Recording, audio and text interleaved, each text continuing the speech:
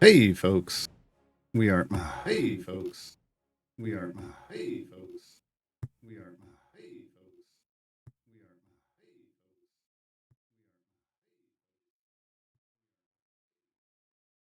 Wow. Yeah, that's Monday for you. Uh Hold on.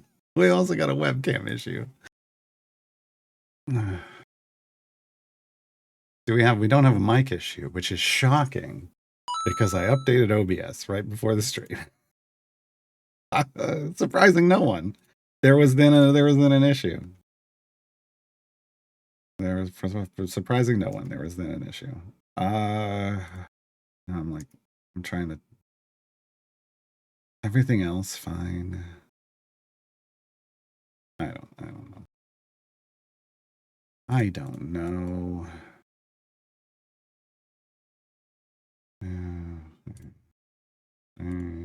Meh, meh, meh, meh. Hold on. Okay, that looks fine.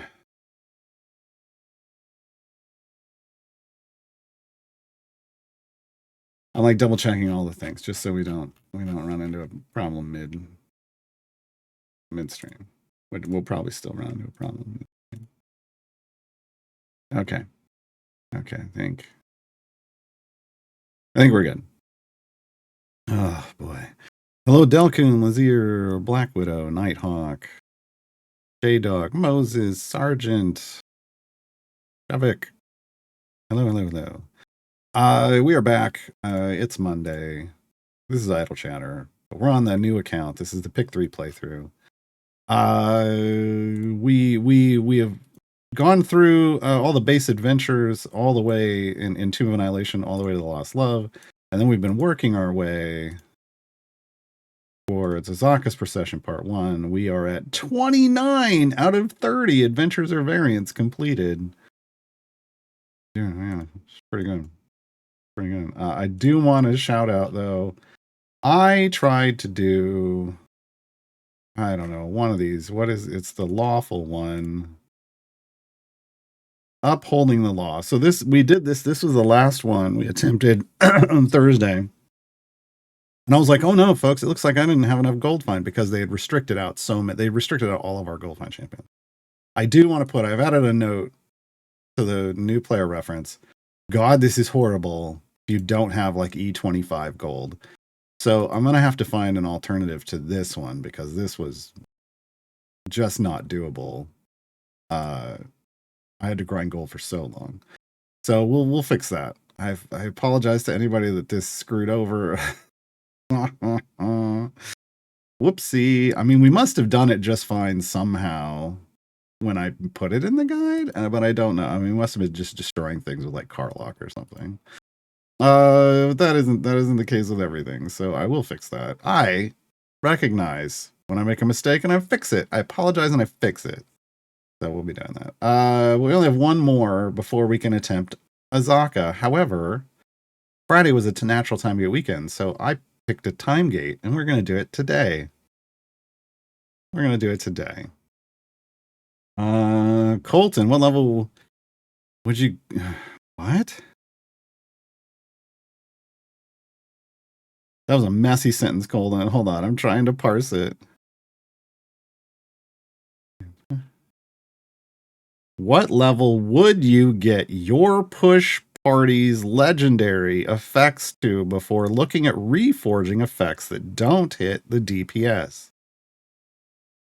That's what that was trying to say. Okay. Most of it was there. I haven't eaten yet. I got noodles. I got noodles. I'm trying to parse that one. No food. No, that's just sometimes people type stuff and it doesn't come out. Like, you get auto correct and bullshit and who knows.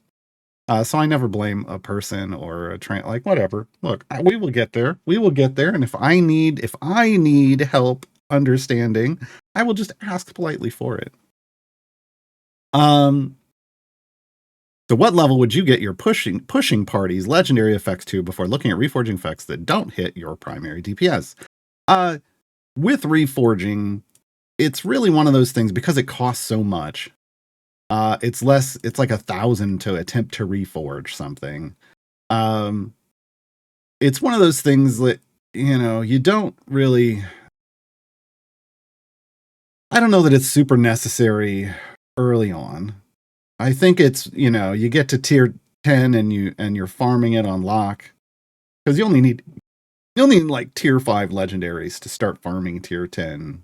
Or you only need like level 5 legendary effects to start farm on your group before you can just put like tier 10 on lock pretty much.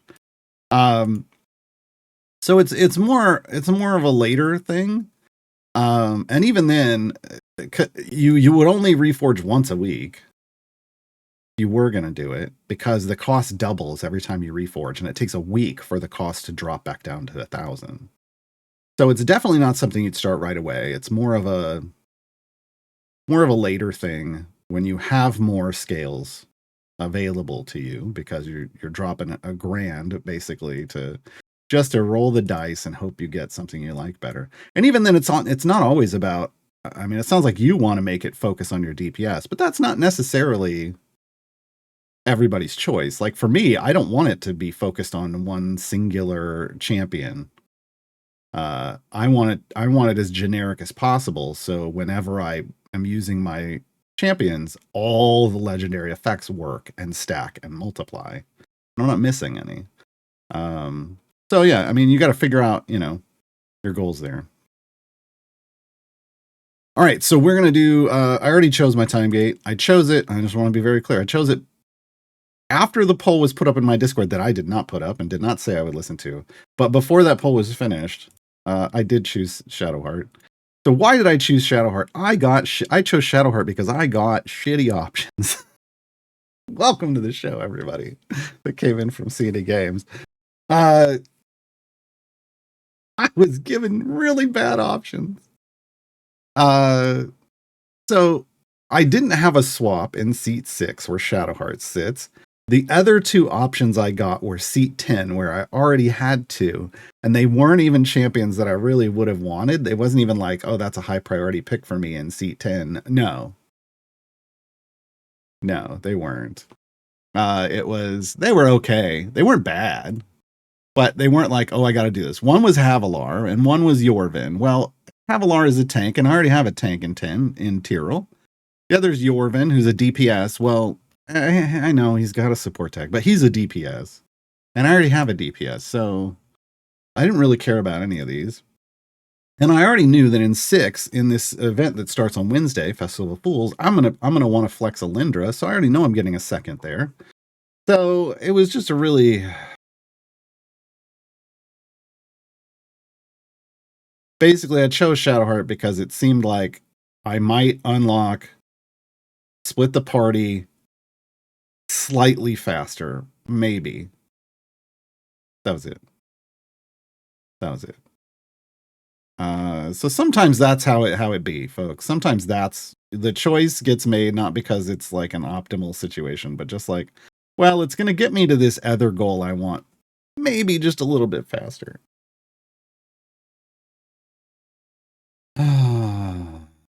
Okay, so we're gonna hop in. We got to do this first. Oh, I got to claim. Yeah, I'll take that. Let me claim my free stuff first. First off, let's take free things. Okay. He'll probably be here. We're gonna have to build this formation out slowly but surely. Oh God, you devil. Huh.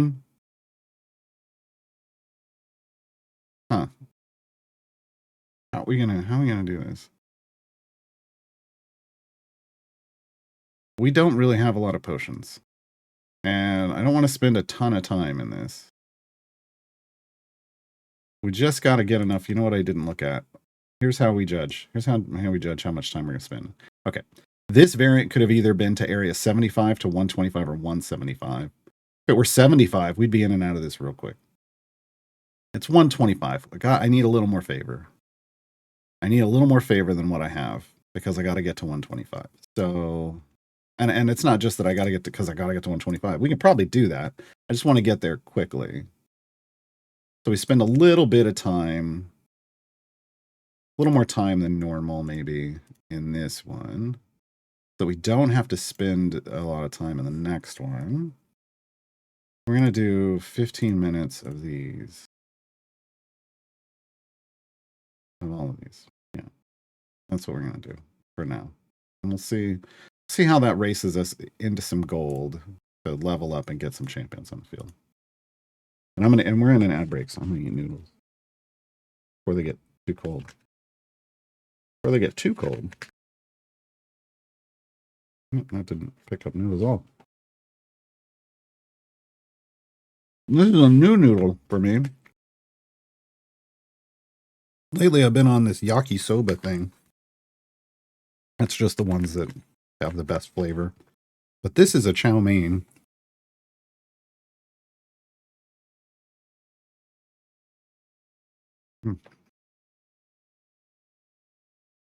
Instead of a packet of like powder, that you mix in, it had actually had a packet of liquid, like a syrupy liquid to mix in, which is the first I've ever seen of that.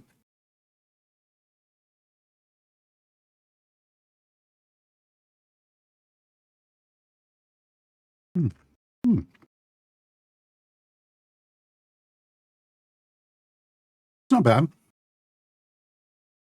It's not bad.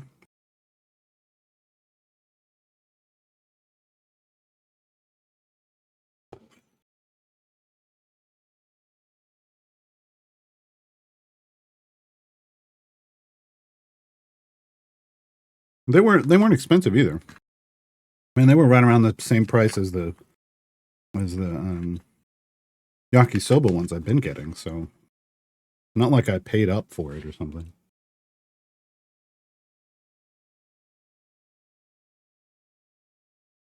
All right, I think I missed some questions here. I'm gonna keep stuff in my face though. I'm looking at generic, but plus damage to Gith isn't doing it for me. Yeah, I mean, eventually you want to swap that out, but I'm just saying, like, you kind of got to come up. You need more scales. You don't want to be wasting like 1,000 scales if you could be adding legendaries to somebody else or upgrading legendaries that you need with that, like the power. That's usually a priority to reforging. Shevik's view is that by the time you get a whole team reforged for a specific DPS, you may have decided to change to a different DPS, and that's fair. Yeah. Fair. I just want to be able to use everyone. Mylar question, but more of a loose topic suggestion. Okay. Going into the Briv event, what are some good champions to pair with him? For those of us noobs, either just getting him and or using the event to push his item levels to one full jump route. That's two vastly different conversations. Got a time gate to burn, a pretty light roster, and looking for someone to help out with him. So two different things. One, if you're just getting him and you're newer in the game, like I'll be getting him on this account because, not because speed effect. I'm not getting him for speed on this account. I'm getting him because he's one of the beastliest tanks for the early and the mid game, even into the late game. Every tank falls off in the end game. So, I can't really help you there. Like, there's only 2 functional tanks in the end game right now. One's Krydle and one's Myria.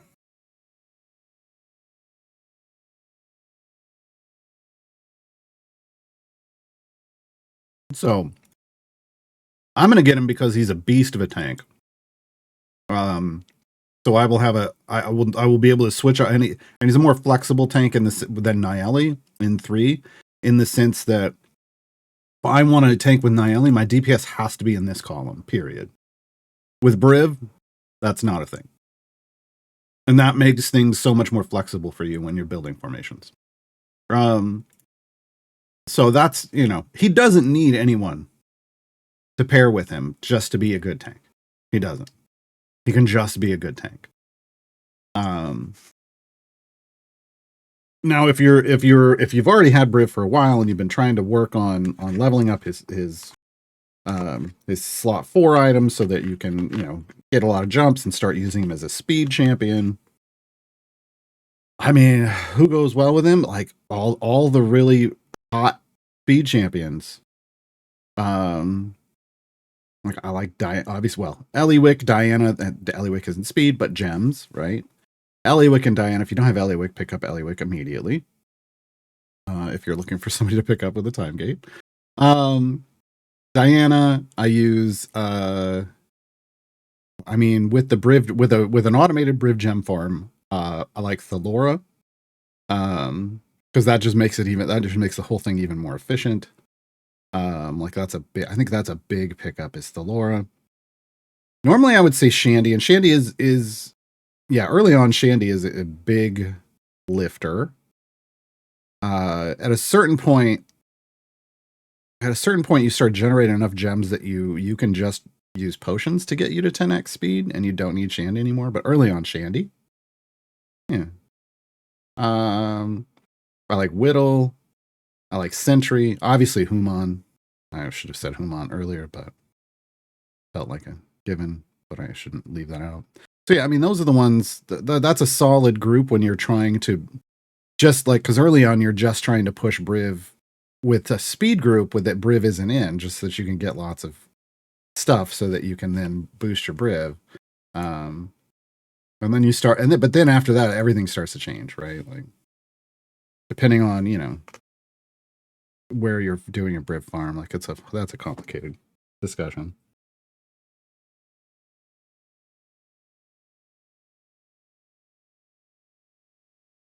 How long is Festival of Fools? 3 weeks. Events are always 3 weeks. They start on the first Wednesday of a month now. They last for 3 weeks. So, real straightforward.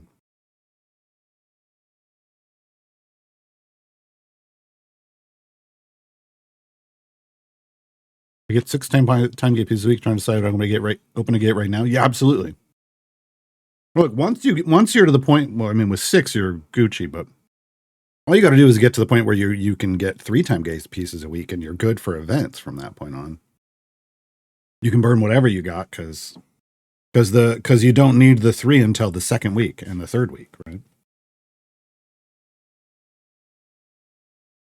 Because your first flex is free.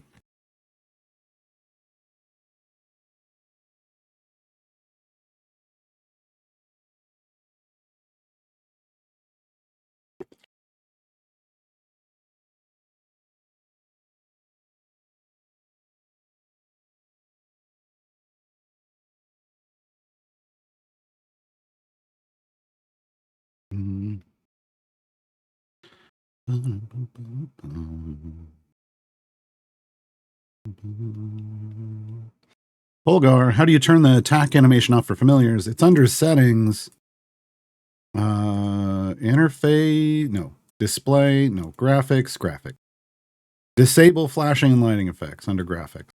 It's the last thing on the list. Click touch animations on familiars. Because there's a white flash that comes in, so they put it under that. So if people need to get rid of flashing lights, they all go away.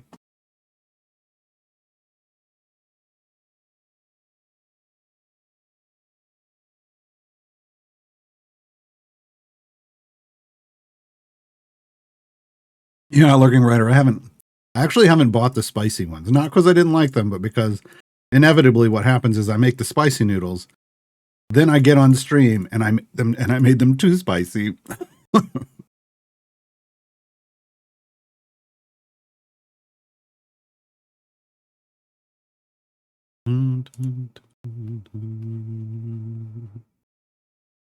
You won't spend 9 time gate pieces on flex champions. You'll only spend 6. Now, the first one is free. First flex slot is free. The second and third take 3 time gate pieces, and the fourth, if you unlock it with a boon, or with a paid something, is free.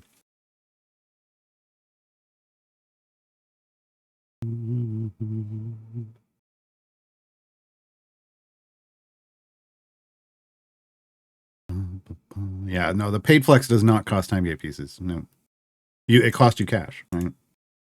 That's just a reward for having supported the game financially. They're like, here.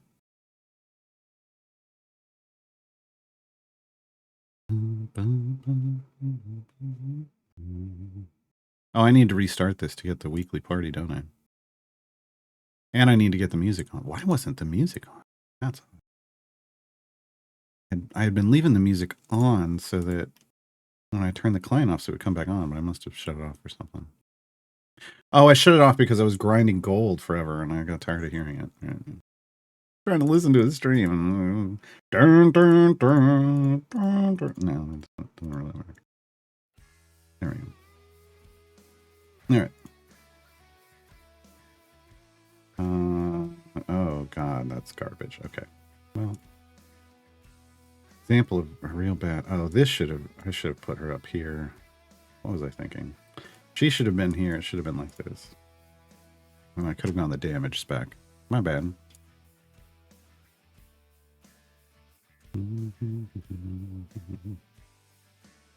Should scavengers be part of your gem speed team, or are they fine in the background? Background is 100% okay. Like, honestly, that's where on my main account they kind of get relegated to the background.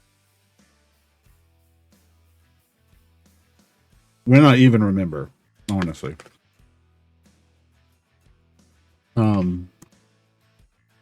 But if you're on a newer account like this one, you definitely want them in as much as possible.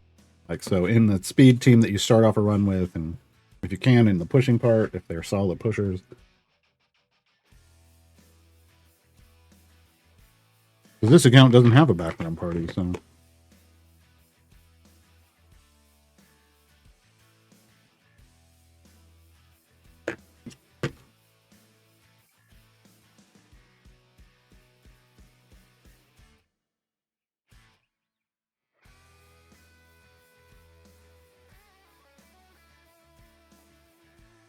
All right. Noodle done.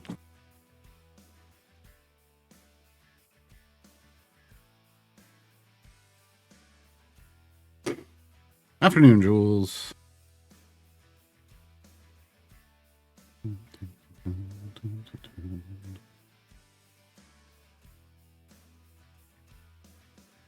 Since we have no weight this time, we get a flex in week one. There's always a flex in week one. There's always a free flex in week one. Always. Then there's a time gate flex in week 2 and another time gate flex in week 3. Whether they're giving us both the champions in the first week or not has nothing to do with that. But speaking of, we're getting both the champions in the first week, so this event is 2 reworked champions. Don't let people lie and tell you we're getting a new champion. They're taking a pair of champions that have been in the game for a long time. Beetle and Grim. They were attached at the hip, literally. They were in the same slot. They were not even the same slot. They were the same champion. You unlocked one seat on the bench, and you got both Beetle and Grim, but you had to, like, pick which one you wanted at any given time. Well, no more of that. Now they both get to be in the party. So we're getting them both at once. And I'll be prepping the guide for that today. I gotta get that guide prep done.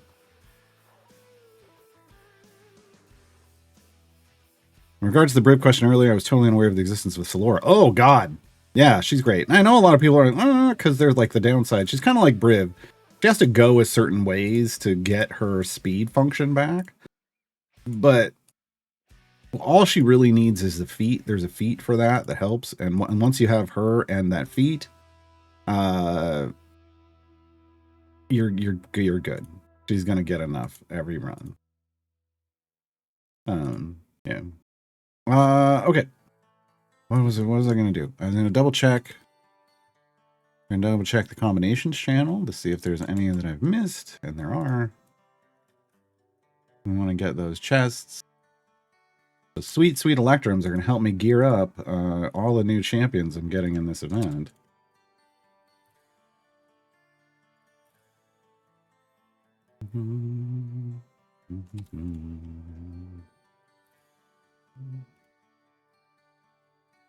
And one more.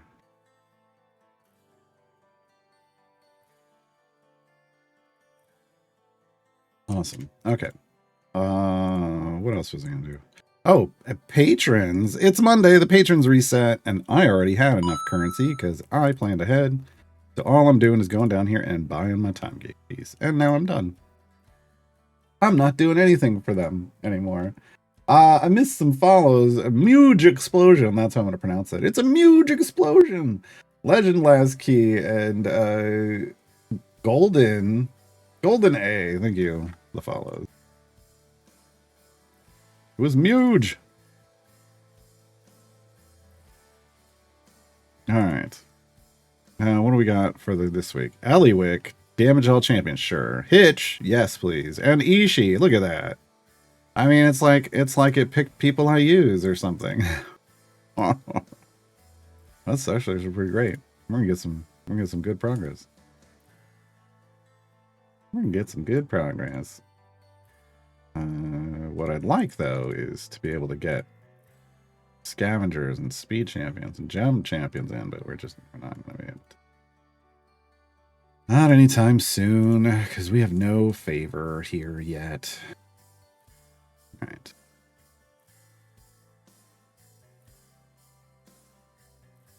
Time gates are a great place to get any champion, yes, but gear-wise, it's quite underwhelming compared to events. Correct. Only thing to do is patron chests or more time gates to gear them up. Well, that's one of the things is these Electrum chests.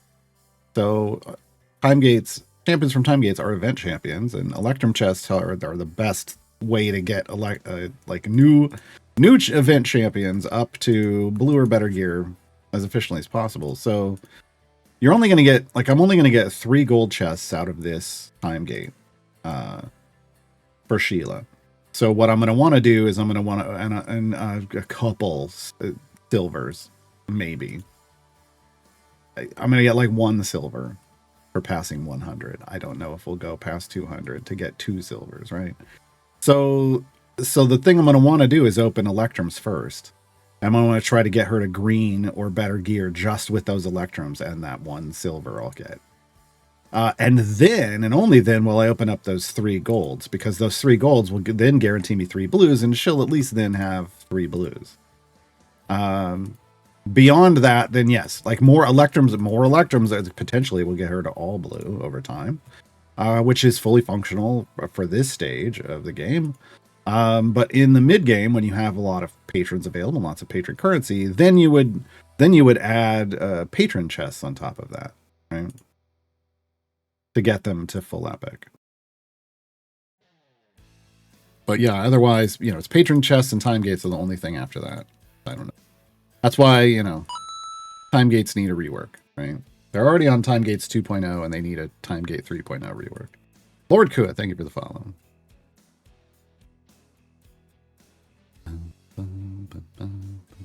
I've been running Bobby and my gem farm team for Tiamat skills. Oh, man, sure.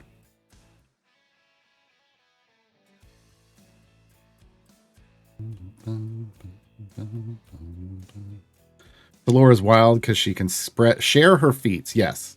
Any generic feats that you put on Thalora, like boost health, boost overwhelm, boost a stat, or boost attack speed, she shares that with everyone adjacent to her. Dr. Brunston. Does the Platinum shop work for you currently? I don't know. Because I'm not going to go try to buy Platinum.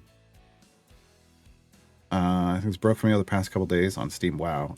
So to close the client, then close Steam completely, then reopen Steam, then reopen the client. Because what it sounds like is whatever the connection is between Steam and the client is broke. Because that's what's triggering when you're trying to buy Platinum, is that connection to Steam. If it's still not working, then submit a ticket. They're going to want to know that. They're definitely going to want to know that. The game not working for anyone? I don't know. It's working for me. But that doesn't mean it couldn't be not working for other people. So does Grim get a full dismantle as a rework? I think you mean Beetle. Beetle's the one that's staying. Grim's the one that's moving. Grim's moving out. I believe that's the way it's working. I'd have to actually, you know what? I don't remember now.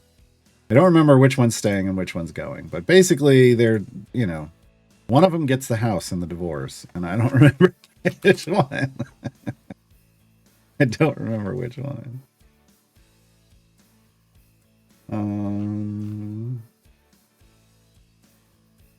Beetle gets the house in the divorce. There we go. So Beetle would get a rework. Whereas Grim would not, because Grim's moving to a new house. So he doesn't get to renovate. Because it's a new house anyway.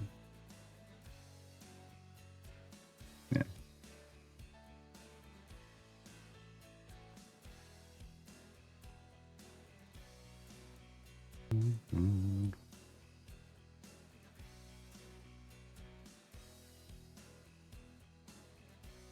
I don't understand this conversation that's going on. Hold on.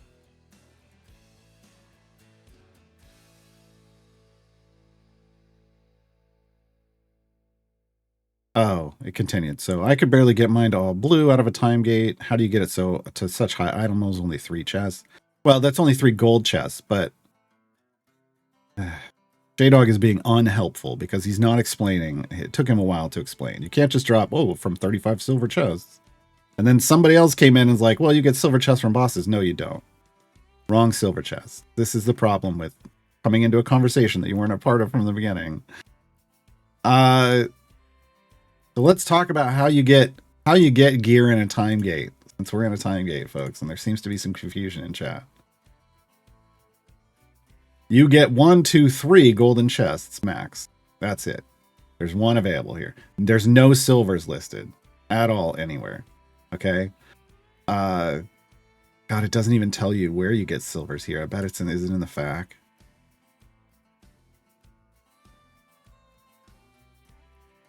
Here we go.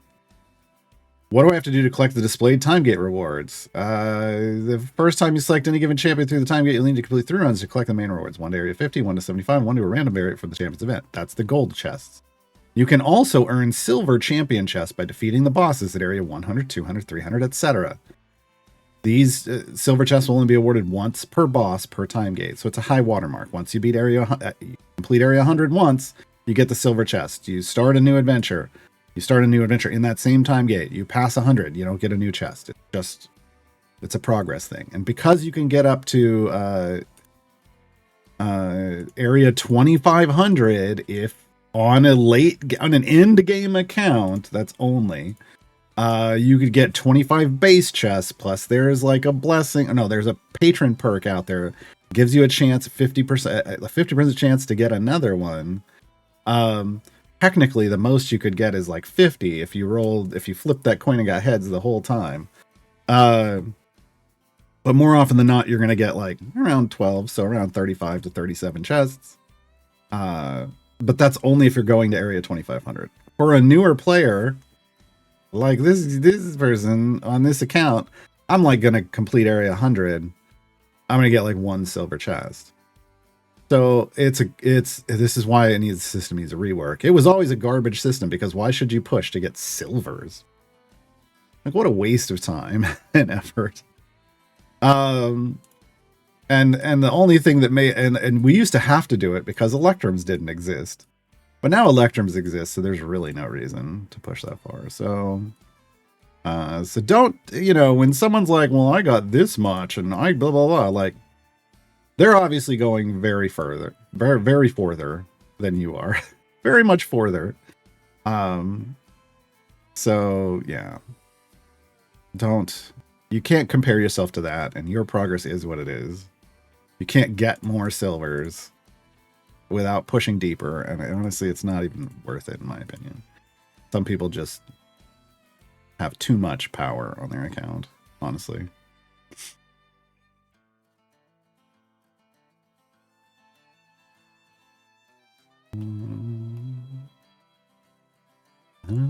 So like with this account, with this run, because I don't want to spend a lot of time in it, because why would I waste the time and potion resources that I don't have on trying to push to, like, I mean, I could probably push to 500 or 600 and get 5 or 6 silver chests.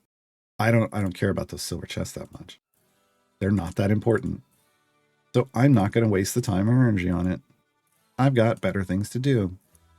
Now later on, like on my main account, I'll rock out 1,000 areas without thinking about it, because that's just how strong my speed champions are. I just put in speed champions and I go like 1,000 areas. So the way I like to explain it is just grab the low hanging fruit. Don't pull the ladder out of the garage and set it up and climb up it and try to get all the apples out of the tree. Just grab the low hanging one.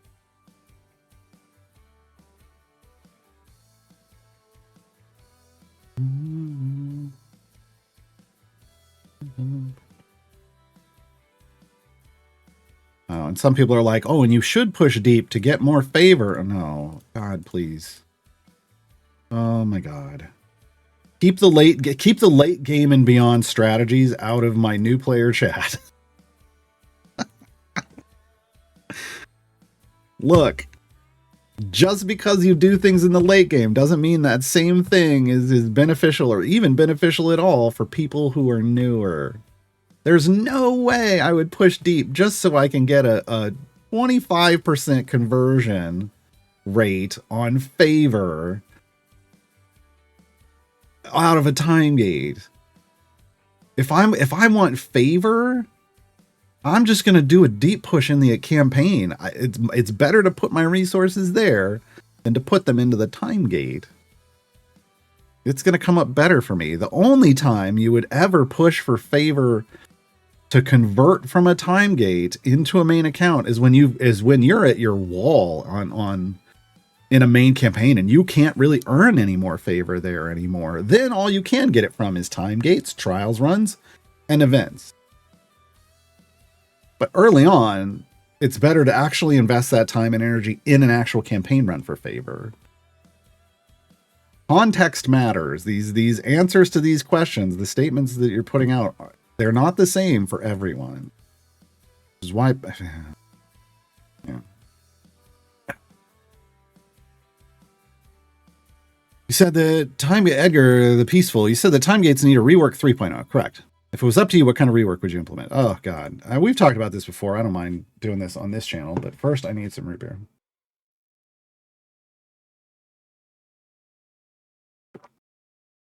Okay. J-Dog's being pedantic in chat, and he's going to get himself kicked out of chat today if he keeps it up. Okay. So if I were reworking time gates, what would I do? So let's go back. Initially, just so you understand what the system is currently, initially when the game came out, there were no time gates. You couldn't get champions again until their event came back a year later. And you couldn't get gear for them again until their event came back a year later, because there were no Electrum chests and there were no patrons. So they added time gates, and originally time gates functioned the way this natural time gate does, where you opened a time gate, you paid for it with your time gate pieces, and you just got dealt 3 random champions, and you could pick one, and it didn't matter if you didn't like them or not. That was the ones you got. So you just spent 6 hard awaited time gate pieces, because remember, that was a month of waiting, one every 5 days, basically, to get to 6. That's 30 days, because there were no patrons. There was no way to earn extra ones, and they didn't have that blessing yet. So, after a month, you spent 6 time gate pieces only to get screwed. Only to get screwed. And so they added in a layer where if you could pick one, and then if you don't do any of this, you don't earn any of them, you could close it immediately and get your 2 time gate pieces refunded. Because there was no third variant. It was just this, and the free play. So you could bounce out immediately and get 2 time gate pieces refunded, so it didn't hurt as bad when they gave you garbage. So yeah. So that's why that exists, if you've been wondering. So that was time gates 1.0. There was no... Yeah, no, that was it. Yeah. So time gates 2.0 came along, and they said, well, natural time gates, we're still just giving you... I mean, it's free. We're just giving you random stuff for free. Fine. But manual time gates, you can now choose any champion, and that's where we are now. You can choose any champion. They knew they needed more gear. They're like, we don't get enough gear, so they added a 3rd gold chest. So they upped the gear you get by 50%. They added a third gold chest. Whee! But you had to do one of the variants because that also then allowed people to complete just via time gates the achievement of doing all 3 variants. You just had to do them one at a time. And the way it works is currently the first time you open a time gate for a champion, you've never done anything before them, you get one of the 3 variants at random. Then you do that one. Then the next time you open it, you get one of the 2 you haven't done at random. And oh no, let's do this one first. And then the third time you open it, you're guaranteed to get the one that's left. That was actually nice of them. It didn't always trigger the achievement though. You had to submit a ticket to this day. Doesn't always trigger the achievement, and you got to submit a ticket if it doesn't. They kind of fix those on an individual basis as people submit tickets, I think. So that's the current state. So 100, silvers every 100, and they added a high up perk for that. Called like Silvery Gates to try to give you more silver chests because they totally misunderstood when they're like, we need better rewards out of time gates. That's all they heard. They didn't hear the part where they didn't really sit down and go, what kind of rewards do they mean? Do they want more silver chests? They want more golds? Golds. We wanted more golds. Instead, they gave us more silvers and they're like, look, aren't we great? Mm-hmm. So this takes us to current day. For some reason, they ask me to rework time gates. That's what your question was, basically. If CNE came to me and they said, Garwar, we trust you implicitly. You give us a design for time gates, and we're just going to make that design. That's what the players are going to get. So how would I do it?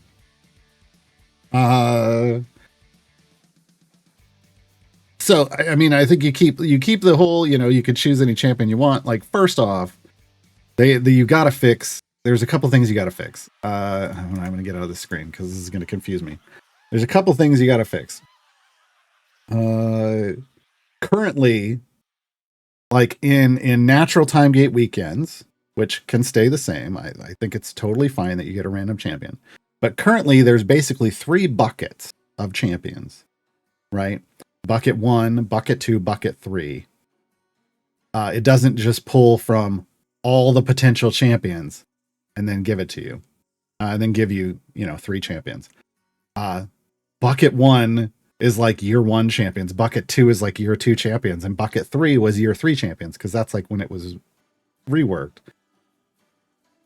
Well, now it's 1, 2, and then 3 and beyond. Like all of them are in the 3rd bucket.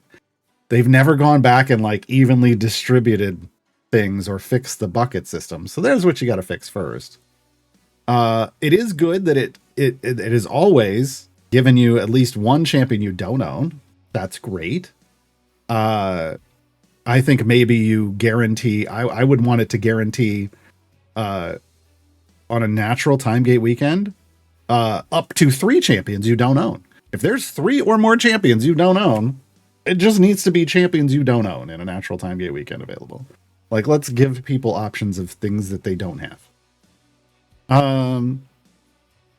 I would also want to say you can get rid of the whole refunded time gate piece. Because look, if you're opening a time gate, you need what's in the time gate. Get rid of the whole refunded things because that just confuses people, to be honest. Because people need to be getting their stuff, not just not even on and it should never have done worked on a natural time gate weekend anyway. So on a manual time gate, again, just keep choosing champions. They need to rework the filtering system so it actually makes sense. I'm not even going to get into the detail. I can't see it to explain it right now, but there's lots of problems with the filtering system. Also, currently, if champions are coming up and available in the next event, they're locked and you can't select them from a time gate. That was fine back when events only had 3 champions available and you were going to get all of them. But now there's like 11 champions available in an event and you're not going to be able to get all of them.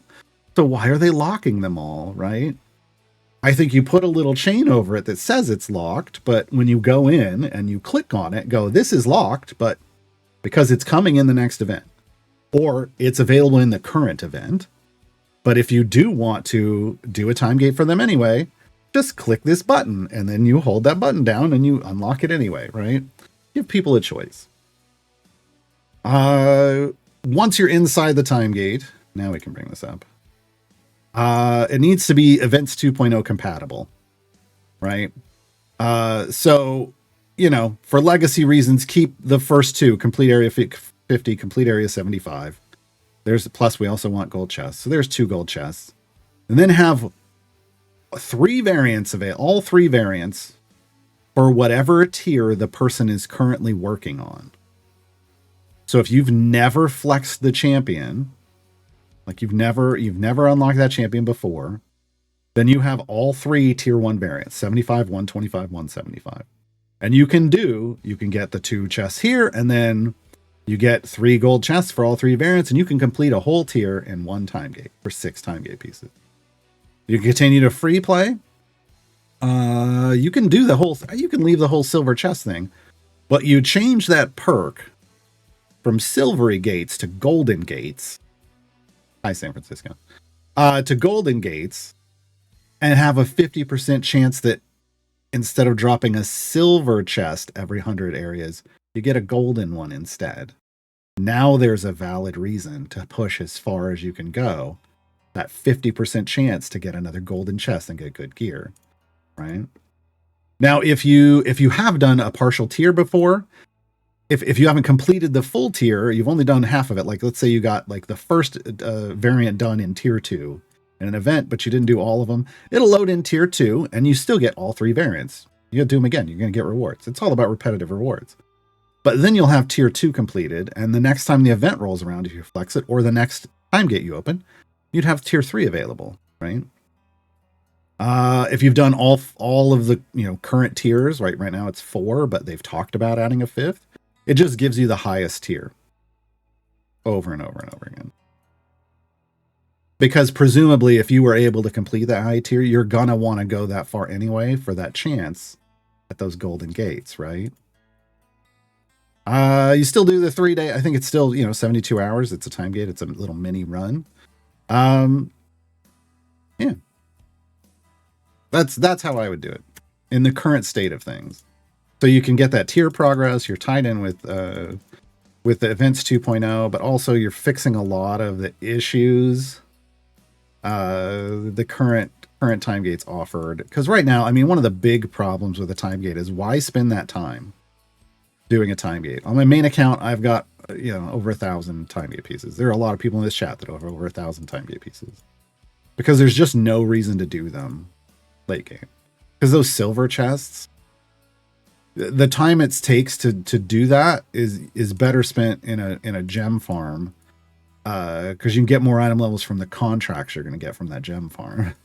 Like it's a bit ridiculous. So giving a chance at, you know, obviously being able to complete tier content, major, right? 5 gold chests base, much nicer. A chance, you change that perk so that it has a chance to drop golden chests instead of just an extra silver. Bigger, right? Now you have a reason to go further. Not farther or further in Idle Champions, it's further for reasons. Yeah. I don't know. There's probably something I've forgotten because you asked me this off the top of my head, but there's everything off the top of my head.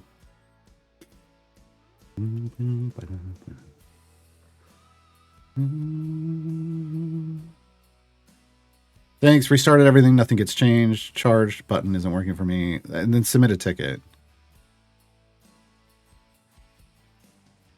I know they showed us on a live stream how they reworked. No, they didn't. They just talked about how they might do it potentially if they were gonna do it. Did they tell us why they are? Yes. Was it just really clunky code behind the scenes? Yes. I don't know if they went into this full, and I don't know if I'm supposed to talk about it. But I'll talk about it anyway. I believe the example they basically told us, because they did talk about it on the extra live stream, is that there's some legacy code that is a bit not great that made Beetle and Grimm work. And it was fine at first, but as the years have gone by, it's caused problems, as legacy code usually does. And so one of the benefits, not only do we get to actually have Beetle and Grim in a formation at the same time, which is fantastic. They are best friends. They should get to be in the formation together. But B, it's going to get rid of potentially solve some issues that has been happening and that's been causing them troubles. And now that goes away.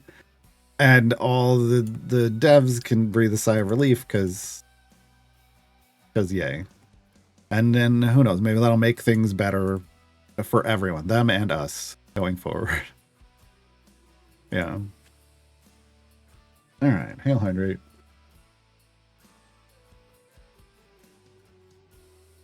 Oh.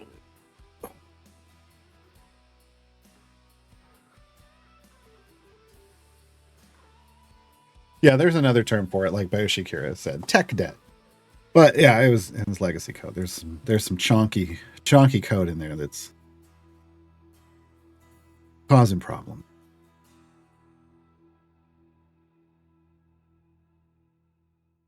Causing some problems. I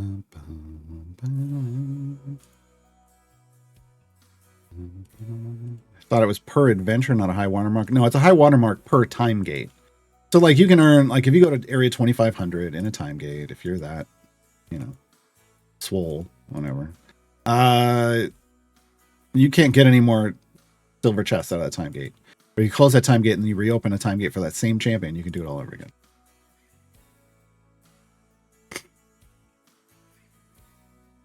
But no, it's not very rare random boss drops either. No, it's literally every 100 areas. It's guaranteed. It just goes straight into your inventory. Doesn't even drop on the screen.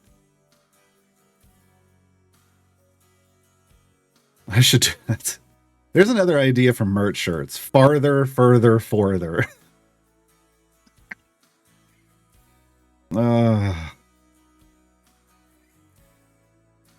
Thanks for the explanation. So this is why you're pushing to 100 instead of collecting Shadowheart right now. No, that's not it. No, I'm trying to get favor. I'm at 2,000 favor. So I'm pushing. I was just trying to push to get a good chunk of favor so that when I do the next run, I can hopefully level up and get my speed champions in and make this not be this slow freaking grind. I don't know that that's going to happen though. Yeah, because I've got to do two free play. I've got to do two generic adventure runs. It makes more sense to push further in the second run than the first, because in the second run I'll have more favor. It'll be faster. So I don't know. Yeah, 23. I don't know. I don't know what I want to get this to. But it's really just to try to speed up the other two runs. We're taking a little hit now, so the other two runs can be much faster. Context matters. GAR 2025. How dare you? Yeah. How dare I? How dare I say context matters? We're gonna need some more potion.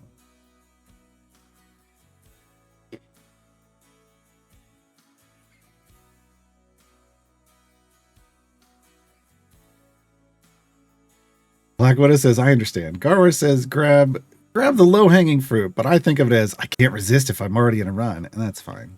Informed decisions, right? I'm giving you information so you can make an informed decision for yourself. Oh God, Moses, that's not the lesson. We want people to learn from that.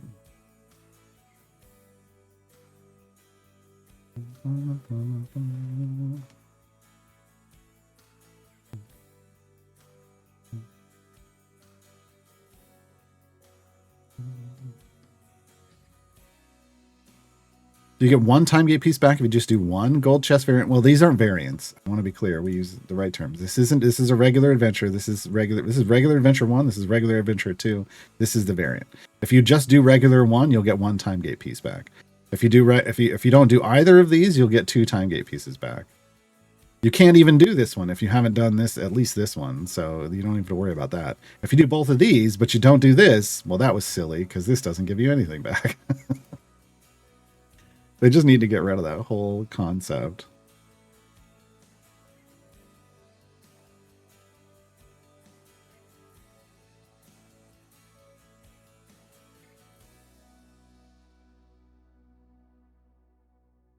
Monkey House, I don't know what that question means. Would it make sense for them to do by slot instead of by champion in any future rework? I don't know what that means. I need more context to that question. So ask that question again with context.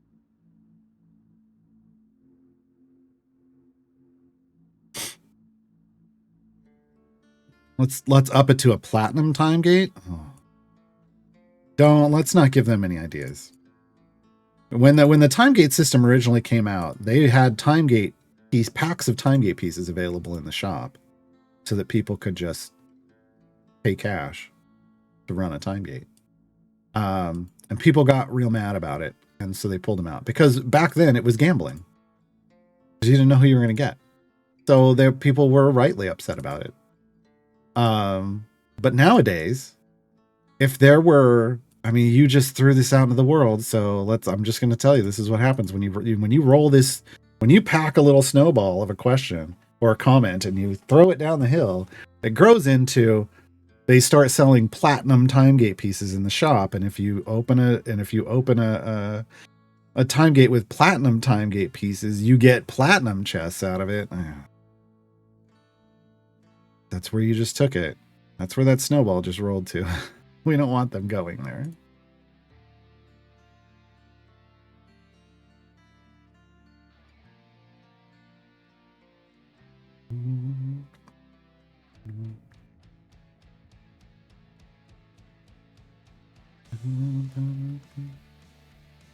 Oh, do I want to know? Hold on. What did I just get?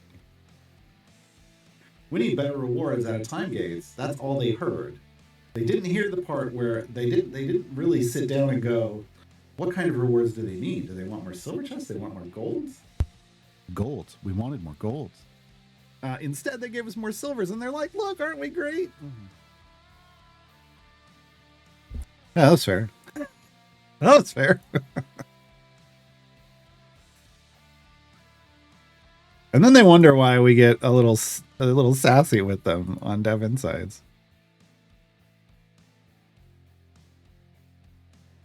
Yeah, I have an out of context channel. It's called Context Matters in my Discord now, and it's just full of quotes of me saying, of a bunch of Idle Champion streamers saying stuff, and then Lurking Rider taking it all out of context.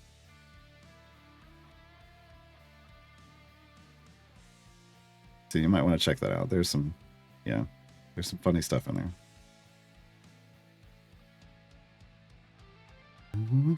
If you get those platinum time gate pieces for, well, you wouldn't get them for free. Platinum time gate pieces would come from a pack you buy in the shop. If you have to buy them, then you'd better buy Platinum Chest Directory. Not necessarily. Because if they change that, oh my God, you're not even thinking about this is the thing. This is why I said we didn't want to get into this. Because now I have to explain how you do it to make it a, potentially better deal. You'd be getting 5 platinum chests, gold chests guaranteed. You'd be getting a generic silver chest, but then when the golden gates went off, if it dropped a chest within in a platinum time gate, it would drop a platinum chest. So there's a potential to get a lot of platinum chests from there. And so you sell it at what would normally be like a 6 platinum chest pack price, because you'll probably get at least one extra one out of your run, but you could potentially get a lot more as long as you work for it, right? But it's gambling, and we don't want that. We don't want that.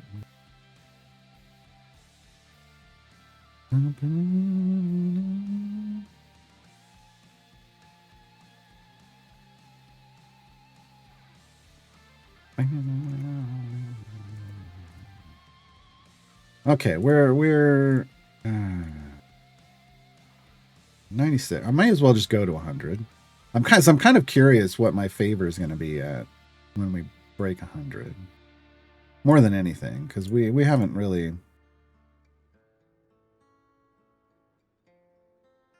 I had thought about popping hour-long potions, and I should have just done that. On a new account, that's usually my thing, is I'll pop an hour speed, an hour gold find, and let it run. And I should have done that. That would have been more efficient. we would have gotten further. And it would have worked out better, but I didn't. So we'll see what we get at 100. We're going to bounce. We're going to do the second one as quickly as possible. Get out of that. And then we're going to do the variant to 125. And then we're going to immediately close that. Not going to try to go further.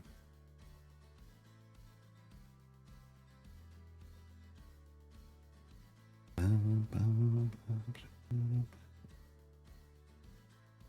right, so a couple more areas. And we'll be out of here.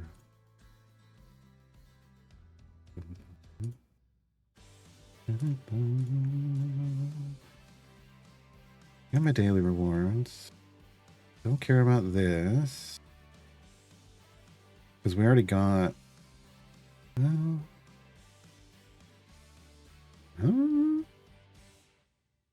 Is there an Ishi let's find some treasure golden epic?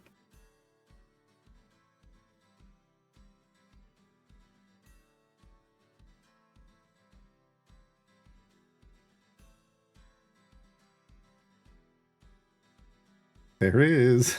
Oh no. Ooh. I mean, there's all the monsters, but we already have an epic on that one, so I wouldn't put it. I wouldn't double. You know, I know it would be golden, but be more damage too. We got the deck of many things one because it made sense. It made sense because it's a triple dip. You get more to your gem cap faster, you get more gold find, and you get more power. Yes, please. I mean,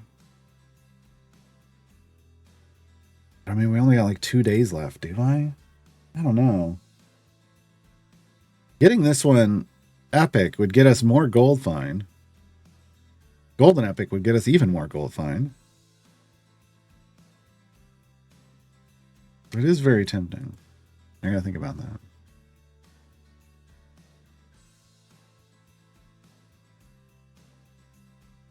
Did I collect on my main? I think so. Oh, not yet today. Because today would be getting my thing back. I'm gonna have to do that later today, and then I'm gonna have to retune my gem farm. Did I do a free time gate on my main account? I opened it, but I didn't do it. I'm just gem farming. It's a waste of time for me to stop gem farming to do a time gate. Like at an 8 jump briv? Why would I do that?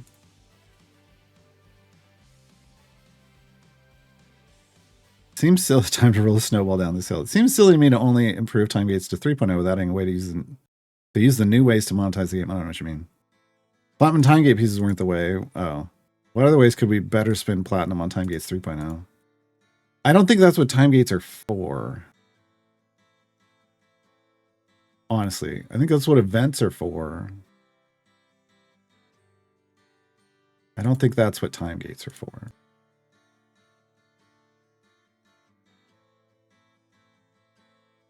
I mean, honestly, just selling packs of time gate pieces are really the only way to monetize time gate 3.0. And if you're selling them, then it would need to be platinum time gate. Like you run a platinum time gate, like, because if you're gonna spend cash on the game, you should be getting platinum rewards out of it. But I hate that whole concept.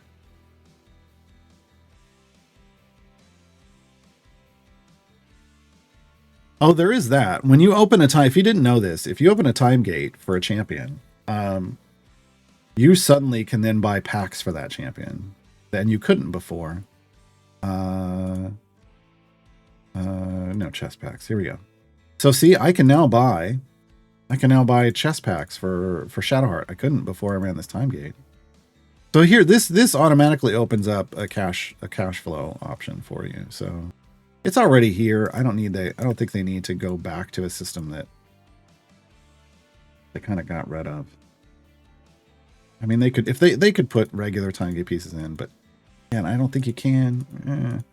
I don't know. Again, if I were reworking it, I wouldn't put any other cash shop feed in except for that. Hey, once you flex somebody or once you run a time gate for somebody, you can get packs for them.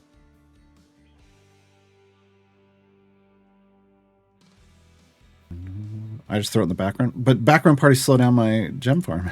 This is a proven fact. So no thanks.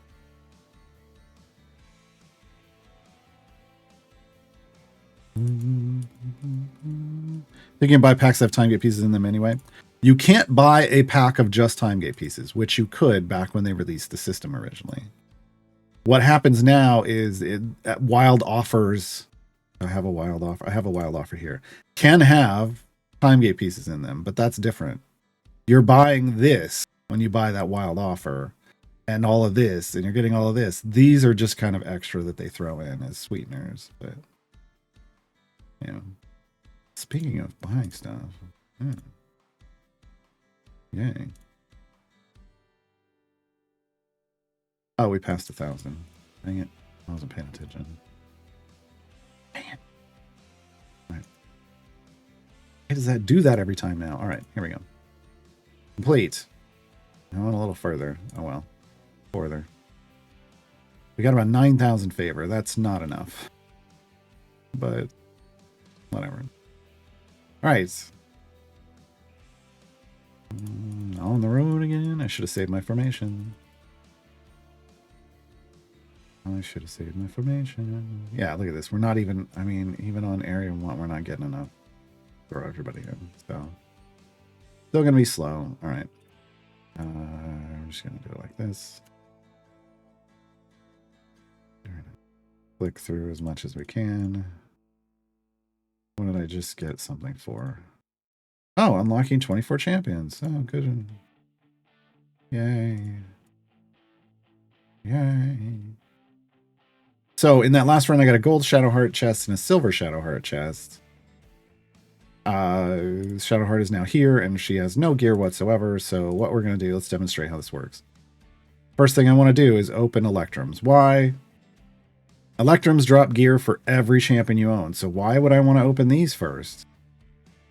Because when you have a new champion that has no gear, the gear is guaranteed to be for that champion. Until you get gear and like based off the roll of the gear, it's going to go to that champion. Over and over and over again. Until you start getting to the point where you'd be duping. Like, the only roll that would go to a different champion right now is if I got a blue. A blue could go to anyone who needs a blue, but whites and greens, because all my other champions are green or better, are all going to go to Shadowheart. Okay, there we go. Did we get full gear yet? No, one more. Well, we have one white and one empty. So let's see what we get out of this. Was that it? That went into the empty spot. So now I am full. Now I have gear in all 6 slots. But now I want to get that one green left. Now whites could duplicate across my entire thing. But I'm going to hunt for this green. You know what? I'm going to stop. I'm going to open this silver. See if it gives me the green. It did not. Okay. Now I'm going to go back to spending precious electrums. And there it is. Okay. So now I have green or better gear on Shadowheart. I'm good. I don't even need any silvers. Wasn't going to get any more anyway on this run. So it's fine. But now I can open that gold because it's going to give me a blue. See? So every gold I open is going to guarantee to either give me a blue or a purple. But mostly blues. Mostly blues. And that's how we try to just efficiently upgrade champions, right? And efficiently get them gear. Start off with those Electrums. I had 1 silver. Okay, that was all I was going to get this run, because I'm not going to try to go further. So I popped it. It didn't help. I went back to the Electrums. Have you seen the new event boon system in operation? Nobody has. This will be the first. Festival of Fools is going to be the first event with this new system. There's There's no testing. There's no group of like testers for Idle Champions from the community. Like, well, there have been in the past, but not for something like this. Does any plat purchase count towards it now? Yes. Yeah, because it earns you experience. So every purchase counts. It gives you points. Basically, you get experience instead of, you know, whatever. And then you need a certain number of XP to get a boon. So any purchase counts.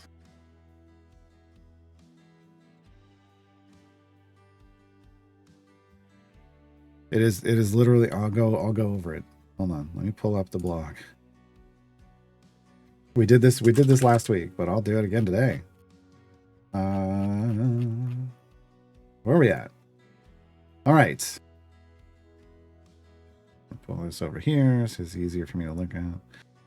Okay. The boon system has been reworked in this event. Eligible items purchased. It says eligible items purchased with platinum now grant boon XP, but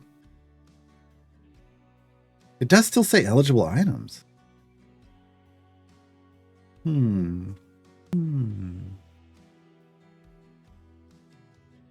Here's the thing, though.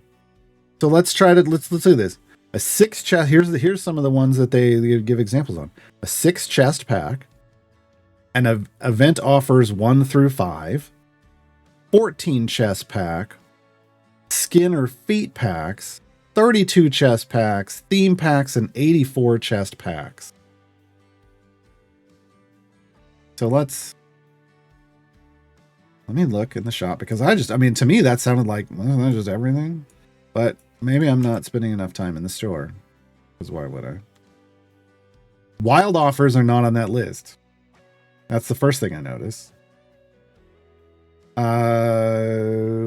Familiar packs are not on that list. Oh, no. That's a big one. This is, let's keep this in mind. This is the first time they are doing this. Familiar packs are not listed here. Now, if a familiar pack is part of a event offer, then it's fine. Or if a familiar is in a theme pack, but there isn't just like, this is Volo's Guide to Ceramorphosis familiar and feet pack. That's not listed here. That might be, no, because it says skin and feet pack. It doesn't say feet. So feet packs aren't part of this. Doesn't say anything about champions and renown packs, which, I mean, that would have been smart. Like, why not put that in? That's a big drop. Like, that's a lot of money. I don't see that here. It also doesn't list, like, any of these, so weekly offers don't count. Well, hold on. It does say 14 chest pack, and this is a 14 chest pack. So maybe some of the weekly offers count, but it doesn't say anything about, it doesn't directly mention weekly offers. Let's go chest packs. I mean, we know chest packs work. 14, 32, 6, 14, 32, 84. 6, 14, 32, 84. So all the chest packs work. Sand Enclave. Corrupted Gems packs, not listed here. So buying these doesn't count. Familiar packs are not listed. Skin and feet packs are. Champions and Renown packs are not listed. Theme packs are listed.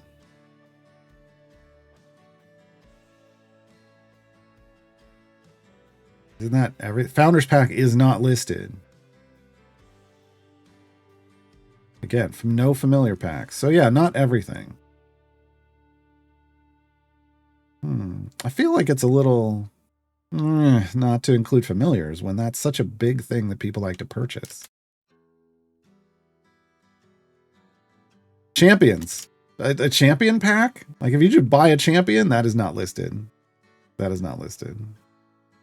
Also doesn't list the starter packs. Doesn't list anything out of the vault. So yeah, it is specific things. They're definitely trying to direct people to specific purchases still, but it is much broader. Before it was just the 5 event offers that they would have. And now there's 1, 2, 3, 4, 5. There's 6 more things. So they've more than doubled the number of potential types of packs that you can get that from. My bad. When I was reading it the first time, I was like, oh, this is probably everything. Ad break. Not everything. Again, I was wrong. I can admit that.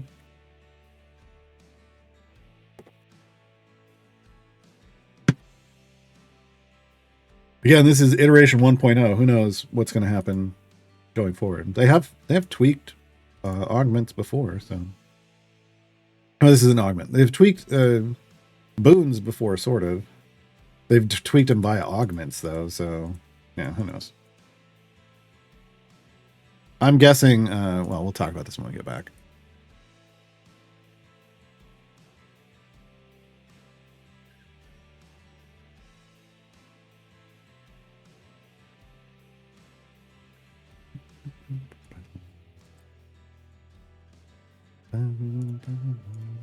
Let's get one of those electrums back.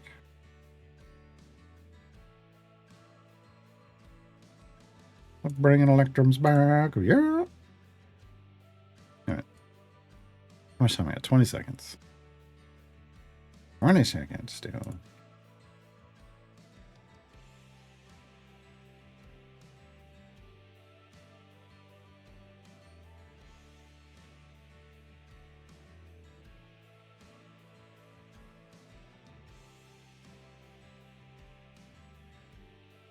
Wow, I got a whole other. What? Okay, let's go back. So the conclusion, the TLDR. Yeah, I was wrong. I'll admit it. I really thought it was everything you spent. I thought these were just examples, but it looks like that table is what's available. So it isn't everything. The biggest misses are familiar packs. But overall, I think it's missing familiar packs, champions, renown packs, founder packs. Familiar and feat packs. So those are the 4 things that I know it's missing. That are the big things that are packs. It's also missing. There's no reference here to weekly offers. So it's hit or miss on whether or not that 14 chest pack and a weekly offer will count. It's also not referencing vaults. Or champions, just buying champions directly. So it's missing a lot of things. This is the first iteration of it. Who knows what may change in the future. I know they were doing a lot. I mean, they were talking about they delayed the notary system in part because they were having people, they had to code all of this and the augments for this event. Like, which this is called, actually, this is augment 1. They're just doing this boon XP as an augment. So, I mean, this is just a temporary test. We may see it come back differently in the future, right? Yeah. So let's talk about the other, because I see a misunderstanding of auto blacksmith in chat. I'm curious if the auto blacksmith works on any time gate open during the event. No, only events open through the event flex slot. So this has nothing to do with time gates, and it tells you that in this. It says event champions whose recruitment, adventure, or variants you complete gain common rarity equipment in all slots if you don't already have better. This is an event augment. It has nothing to do with the rest of the game. So it's the recruit, because this is an event augment. It isn't a time gate augment. So that recruitment adventure that you do, or variants if you've already recruited them, you get common rarity equipment from them. And then every tier 2 or higher event variant completed, you can only get tier 1 in a time gate. Automatically applies 100 blacksmith contracts. So yeah, none of this has anything to do. Event augments have to do with the event. They are not related to time gates at all. At all. All right. I will leave that up in case other people have questions.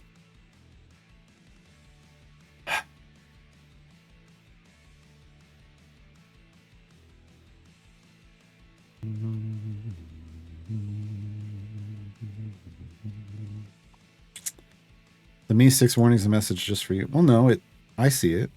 You might not see it. I see it. Viking Rider sees it. I don't know if the public can see it. No, the public can see it because I saw people react to it. So, yeah. Everybody sees it.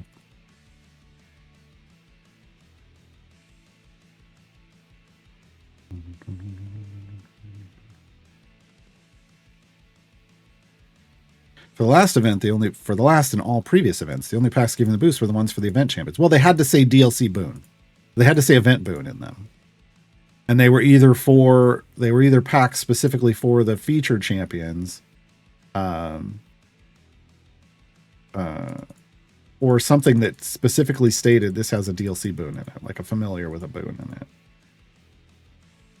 But it was those packs. Well, it's a wider range of them. Event offers are still going to give the XP, but so does a lot more stuff. Just not everything, which is a little frustrating. Not listening to Vault makes sense since it closes before the event. Are they always going to be in between events? If that's true, then yeah, it does make sense. I was just listening off what it doesn't cover.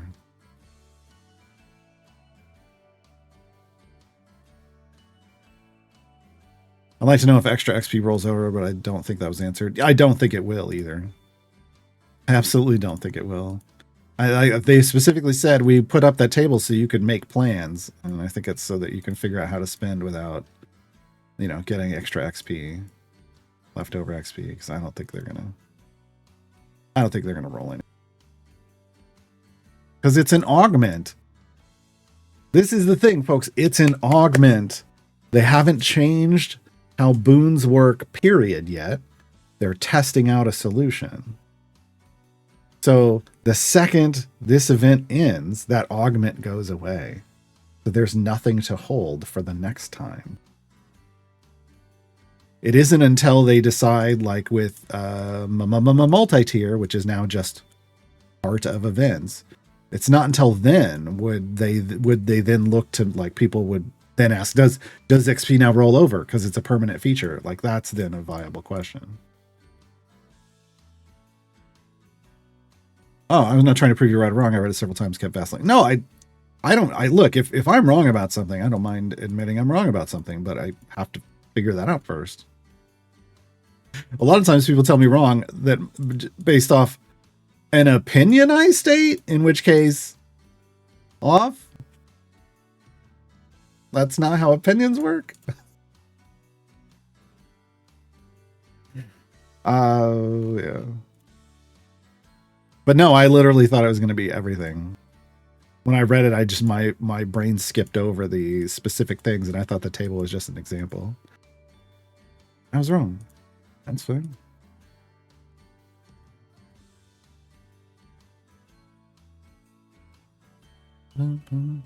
Slightly worried about the lack of a cap, if I'm real. Well, I'm not.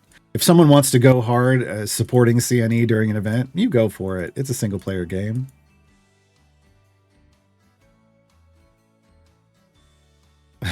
So, as long as they can still pay their bills and they're not using their, like, their grocery money or rent money or utilities money or gas money on event boons, then we're good, right? Or their cell phone money. That was, I think I told this story before. I had a friend who was complaining that her boyfriend at the time spent their cell phone money on Madden, and she was so mad because now they didn't have their cell phones for a month. And I'm like, you can't be doing that. You got kids. You gotta have your cell phone. And I say that even knowing that I grew up and we didn't have, my parents didn't have cell phones and we still lived. But still, nowadays that's not something you should just be like, no, we don't need that when you've got kids.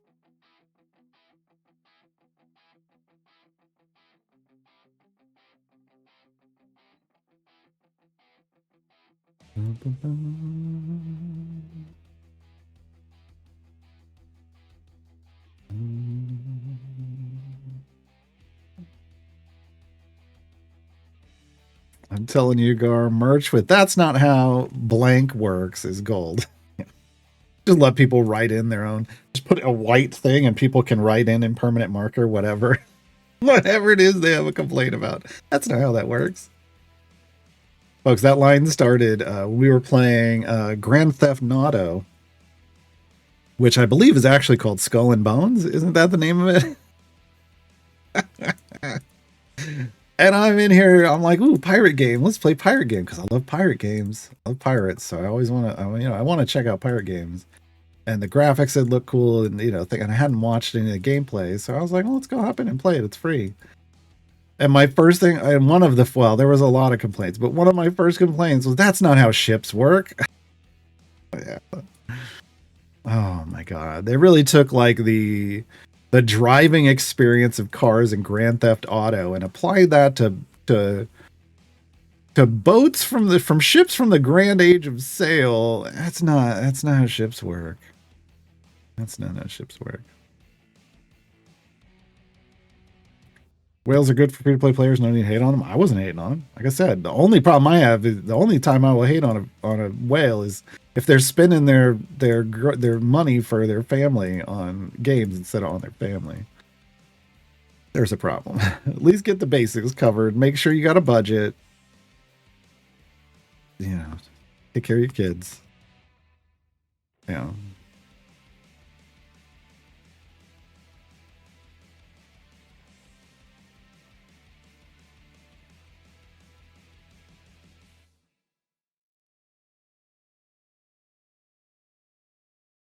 Battle Champions Edition, call 1-800-CODENAME.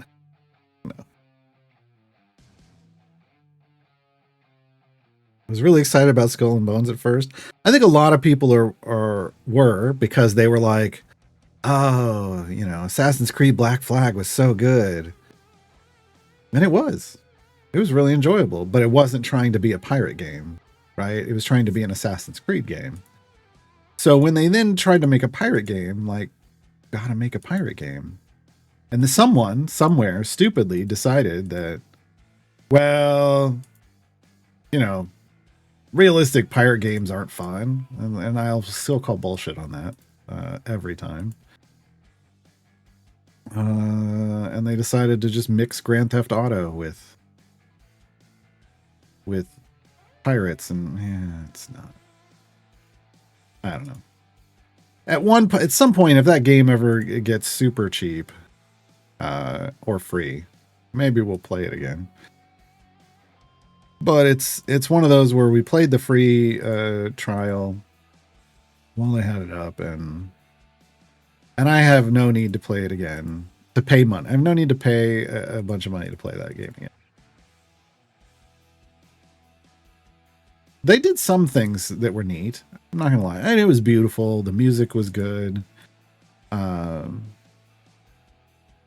But that can't save just bad gameplay decisions.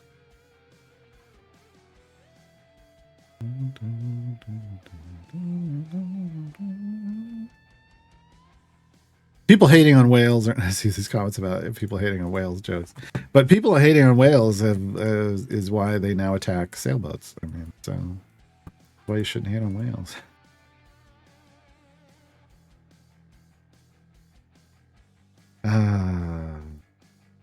Oh, those silly orcas.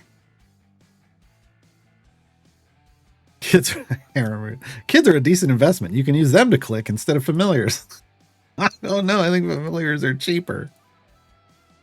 Like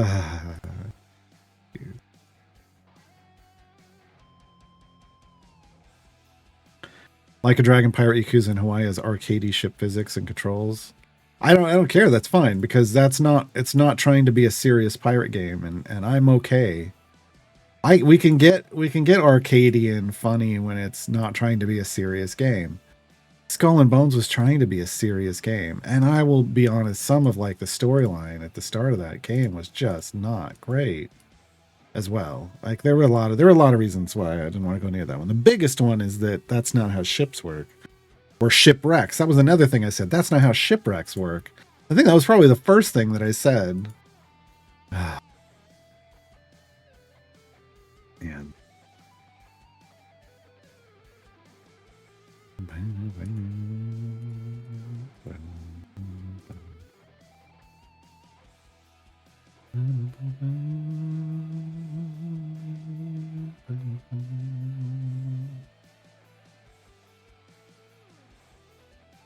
All right, we got about 9 areas to go. Do I have gems? I got gems.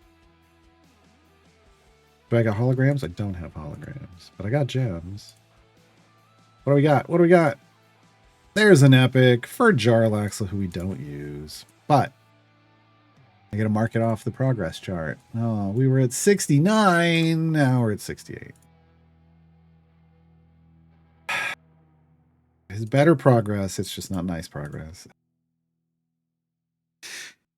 Shadow Gambit, the Cursed Crew is a great strategic pirate game.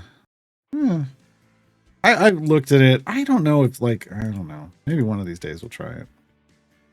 Look, trust me, when someone points out a pirate game to me, I go check out the Steam page or whatever, and I look at the videos and decide, is that kind of like with dwarves? People point me to dwarf games, but hashtag not all, dwarf / pirate games, because some of them just don't appeal to me.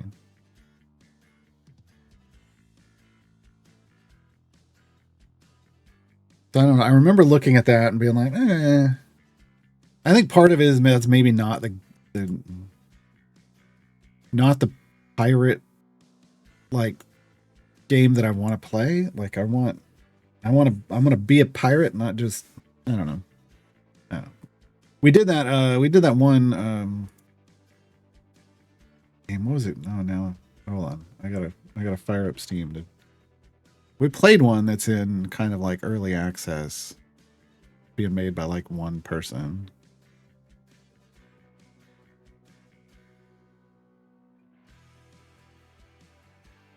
But it's in my list of finished games, and that's a big list. Hold on. What the hell was that one? I should just have a pirate game category.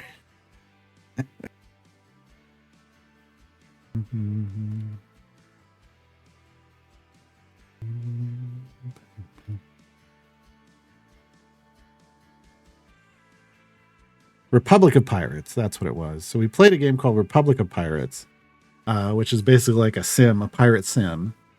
The ships, that's definitely not how ships work. But it made up for it in the rest of the game made up for it. I did enjoy that, but they didn't have like more stuff to do. And the first thing that they had, and the next thing they had up on their list is, well, we're going to make like you can have custom maps to play on and all this stuff. And that doesn't interest me. Like, I want more story. Give me a better story. Upgrade the story. They didn't do that.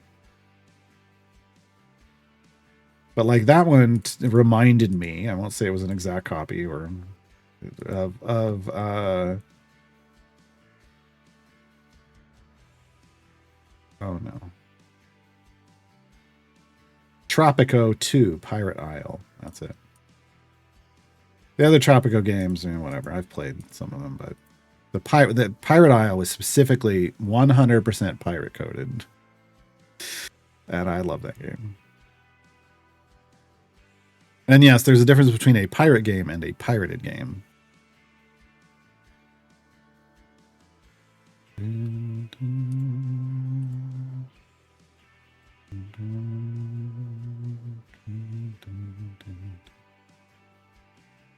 Seen a Return to Moria dwarf game on EGS. Yeah, it was free. I think I have it, but I haven't played it because honestly, it's not a dwarf game. It's a survival game. There's a difference. This is what I'm talking about. Like, there's certain play styles that I enjoy. I don't know that I've ever really. I don't know that I've found a survival game that I like that yet. And maybe that's it, but I don't know if it is. I don't know. I will try it at some point. It's one of those, it's kind of low on the list of the priority list of things to play. What about Sea of Thieves? I heard that was like Skull and Bones, but not awful. So, I played Sea of Thieves, argue. I don't know. A disclaimer. I played it in like the closed beta. We got in for. How did we get in? I think one of the contracts I was on at some point got us codes for like a short term like trial in the closed beta. Something. So we got in. I played it, and I was looking forward to it because you could play multiplayer. You could each have like your own ship, or you could be on the same ship, or whatever. We got in, played. It was kind of neat. It was a fairly small map, I felt like, overall. But the kind of the puzzling mechanics of you gotta figure out where the treasure is, and you gotta go get it. You gotta get off the ship. You've got to go on the land. You gotta find the treasure. You gotta dig it up. You gotta carry it back to your ship, and then you gotta get it back to a port. It's neat. That's neat. The part that forever plagues pirate games, multiplayer pirate games, is the person going around that's just going to sink your ship and take your treasure. That's stronger than you. It sucks. It's always sucked. That's always been a challenge in multiplayer pirate games. I say this as somebody who played an MMO. There was a pirate MMO, and the one thing that ultimately just killed off that MMO was that there was no real end game for pirates.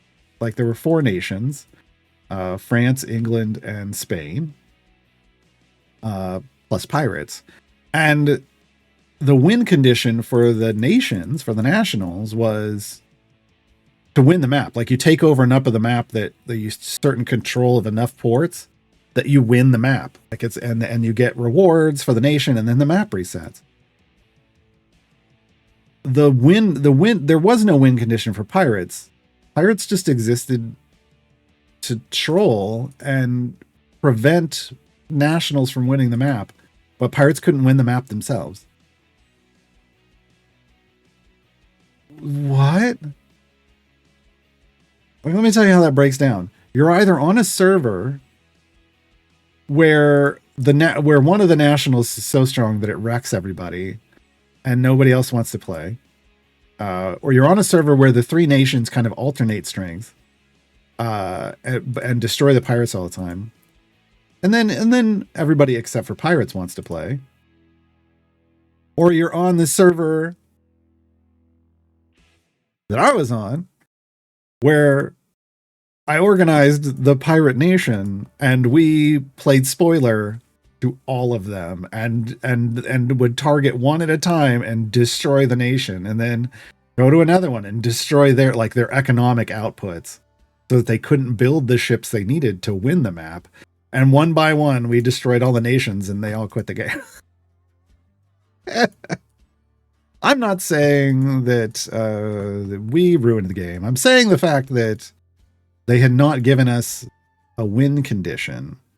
That all we had, there was no reset to try to help the 3 other nations just getting dumped on a chance to come back. There was no reset for them. It was just, well, here the pirates come again. Shit. Because at a certain point, like, first we did it to what was it? I think we hit the French first. And English and Spain laughed. And they were like, you suck. You're letting the pirates beat you.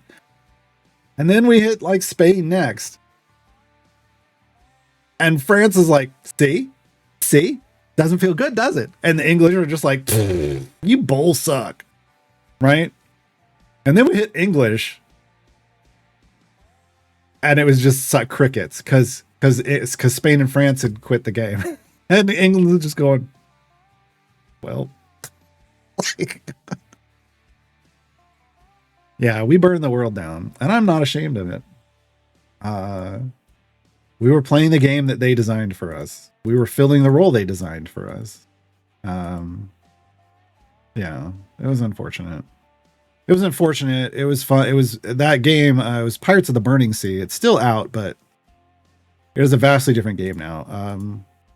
The ship combat in that game is the single best combat system, ship or otherwise, just combat system, period, that I ever experienced at launch.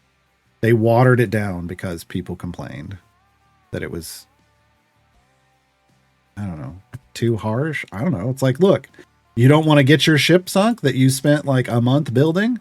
Don't roll into the red zone, which is the PvP zone, with it thinking that you're a badass. And then I take it in my tiny little sloop because pirate. Right? Like, that's my job. My job is to make you hate yourself.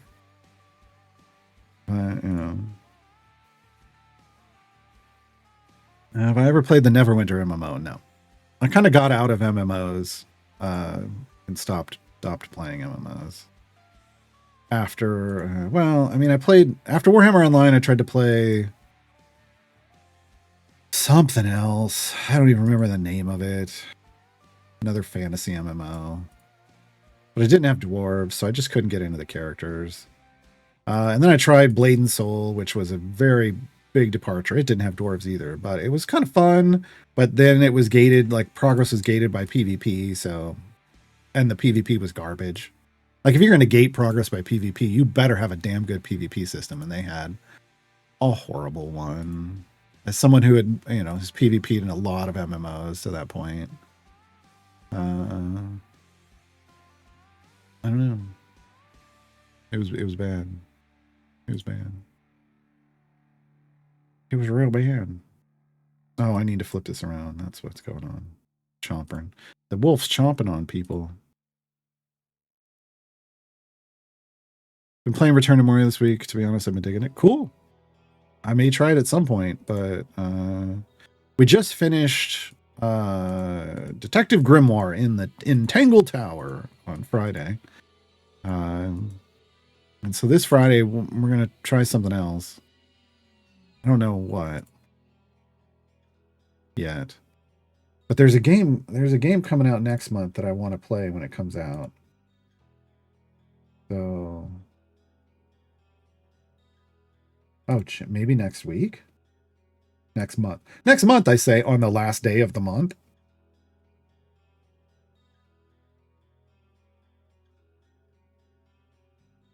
Yeah, and I'm trying to decide if I want to play it on launch day and like not have my Pick3 stream on its launch day just because launch day.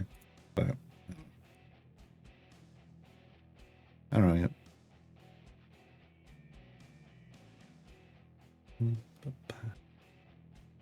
So whatever we play this Friday is just going to get one day to get played, and then that's it. Because then I'm going to start playing another game next week. So the thing that makes multiplayer pirate games not fun is the people going around being pirates. Well, it just depends on how it's implemented, right? So here's the difference. Like if you go out on Sea of Thieves, let's say it's the Sea of Thieves, which is arguably, families play that together, right? So let's just put this in perspective. You and your kids hop onto a ship, right? And you're sailing around, and you go and you get a treasure, and your kids are so happy because they found a treasure and they load it on a ship, and you're sailing back to port to turn it in, and a bunch of trolls roll up, attack your ship, sink it, you lose your treasure, and your kids are crying. There's probably a better way to go about allowing pirates to attack each other without it being like kind of now I don't know how the game's changed since then, without it being an all or nothing thing. Because it was very all or nothing at the time. Like I haven't played it since. That was enough to make me go, no. So who knows how they've changed it in the years since then, because it has been years since I played that game. Yeah, so there's a difference. So in the MMO that I played, the way it worked was you built a ship or bought a ship, like pirates captured ships. But you could build a ship, you could buy a deed for a ship, but it came with like charges, basically. And the charges were basically like you know, let's say you get a nice new ship and it comes with 2 charges. What that means is you outfit it, gear it up, you know, take the deed to the dock to get your ship, outfit it the way you want, go sail it around.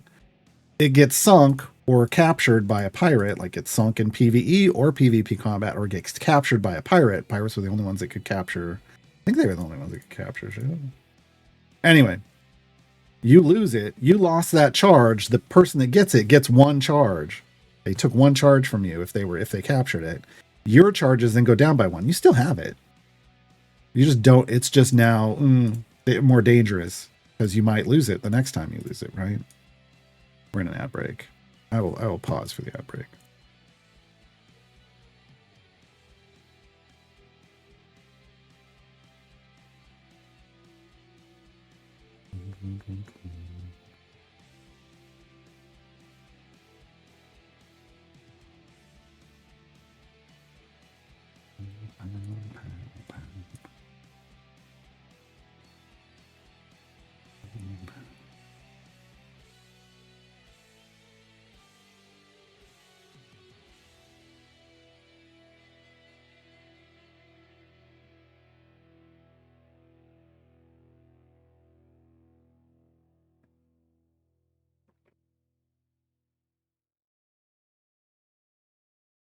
Are we back yet? No. 25 seconds, and then I can continue talking about pirate games.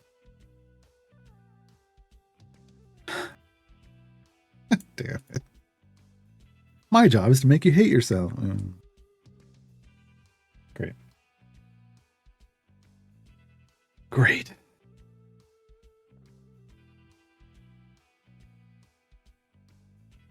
So we're back. Okay, so initially, if you had a ship, it had, well, you could call it durability if you want, but charges, I mean, you get it. Whatever you want to call it. It's just semantics for you can lose it X number of times before it's gone forever, and then you've got to either build or buy a new ship completely, right? So, you know, in part because pirates were dominant, we were taking their ships. We were taking, they would get expensive ships. They'd roll out and try to roll into the red zone with pretty big ships, and we would just take them. Because sinking ships isn't what pirates do, despite what movies will tell you. Pirates roll up on ships, they take out the sails, they take out the crew, then they take the ship. Or they just take goods off the ship. But, you know, usually you just take the ship, and then we get that ship. Now, you couldn't have an infinite number of ships. You had a certain number of slips in your dock, as it were. And so you kept some slips open for things like, oh, can we get a ship of the line? And then once we started consistently taking ships of the line away from them, which they did not like, then it was like, well, what kind of, can I upgrade? Can I get a first rate? Right? Because there's multiple rates of ships of the line. Because pirates could not build ships of the line. They could build the smaller ships. You could only steal a ship of the line. And I am proud to say, my society, not only did we all have ships of the line, but we were giving them out to other people for free. Basically, we would roll up on a ship of the line in a red zone and like call out like to other people, like, and other people would dive into the combat because it was instanced combat. It was really great. It was a great system. We would dogpile onto a ship. We'd take the ship out, and then we'd be like, "Hey, buddy, we don't know you, but you're a pirate. Do you want a ship of the line?" And we'd just hand out ship of the line for free. Ships of the line, which is, you know, built lots of goodwill for us in the pirate nation, and helped us coordinate. It was a blast. But people got pissed off because, I don't know, they didn't like, well, but I spent so much of my time and effort, and then I lost a durability and one blah blah blah. It's like, well, yeah, that's how the game works. So the devs capitulated and they introduced an insurance system, where you get a certain percentage of your like gold investment back when you lose a ship, which was just like, well, you know, come on. way to water down combat. It basically made combat not matter anymore. Before, it really mattered. Like, you shouldn't just be throwing big fancy ships into a PvP zone just because it's big and fancy and you want to show off. You should be careful with it. But that's not how they were treating it, right? And they were, getting rent for it. It's like, learn. They didn't learn. So then they took away, they gave them insurance, and then it didn't matter. Then they're like, well, I get most of it back anyway, so who cares? And then it's like, okay, well, then we're going to take all your ships in the line. And then we're going to turn them on you, and we're going to ruin your day. And your week, and your month, and your year. Because once you give pirates ships in the line, it's all over with. They're not going to listen. They're not going to back off. They're just going to wreck you. Have you seen Chants of Sinar, and does it interest you at all? It was on my wish list for a long time, but it never moved up to the point, even with multiple sales, where I was like, okay, time to buy that. So I removed it. Number one rule in Sea of Thieves, it isn't your treasure unless you sell it. Exactly. But people don't, that's not how people work. That's not how people work. I put the work in it. It should be mine. And I mean, to a certain degree, they're not wrong. It's just not the way that game was designed. Yeah.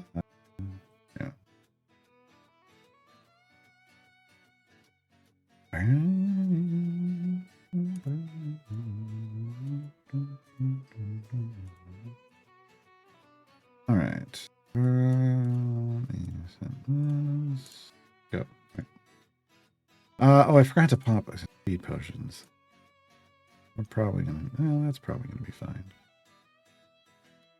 I was like, why is this so slow? And there's no speed potion.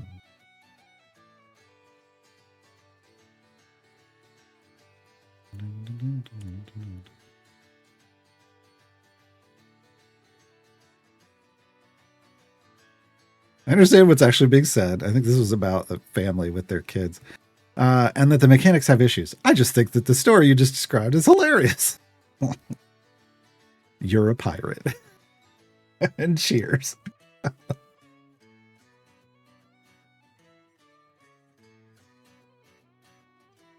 Look, I was hailed in Pirates of the Burning Sea. I did not give this title to myself. Other people in the Pirate Nation gave it to me. I was the unofficial king of the pirates.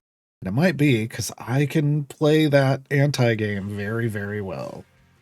I love playing strategy like that in multiplayer games with nation versus nation combat. However you want to refer that. I got a lot of experience at playing well, we did a lot of playing of PvP like in Star Wars Galaxies, because after a certain point there just wasn't anything to do except PvP.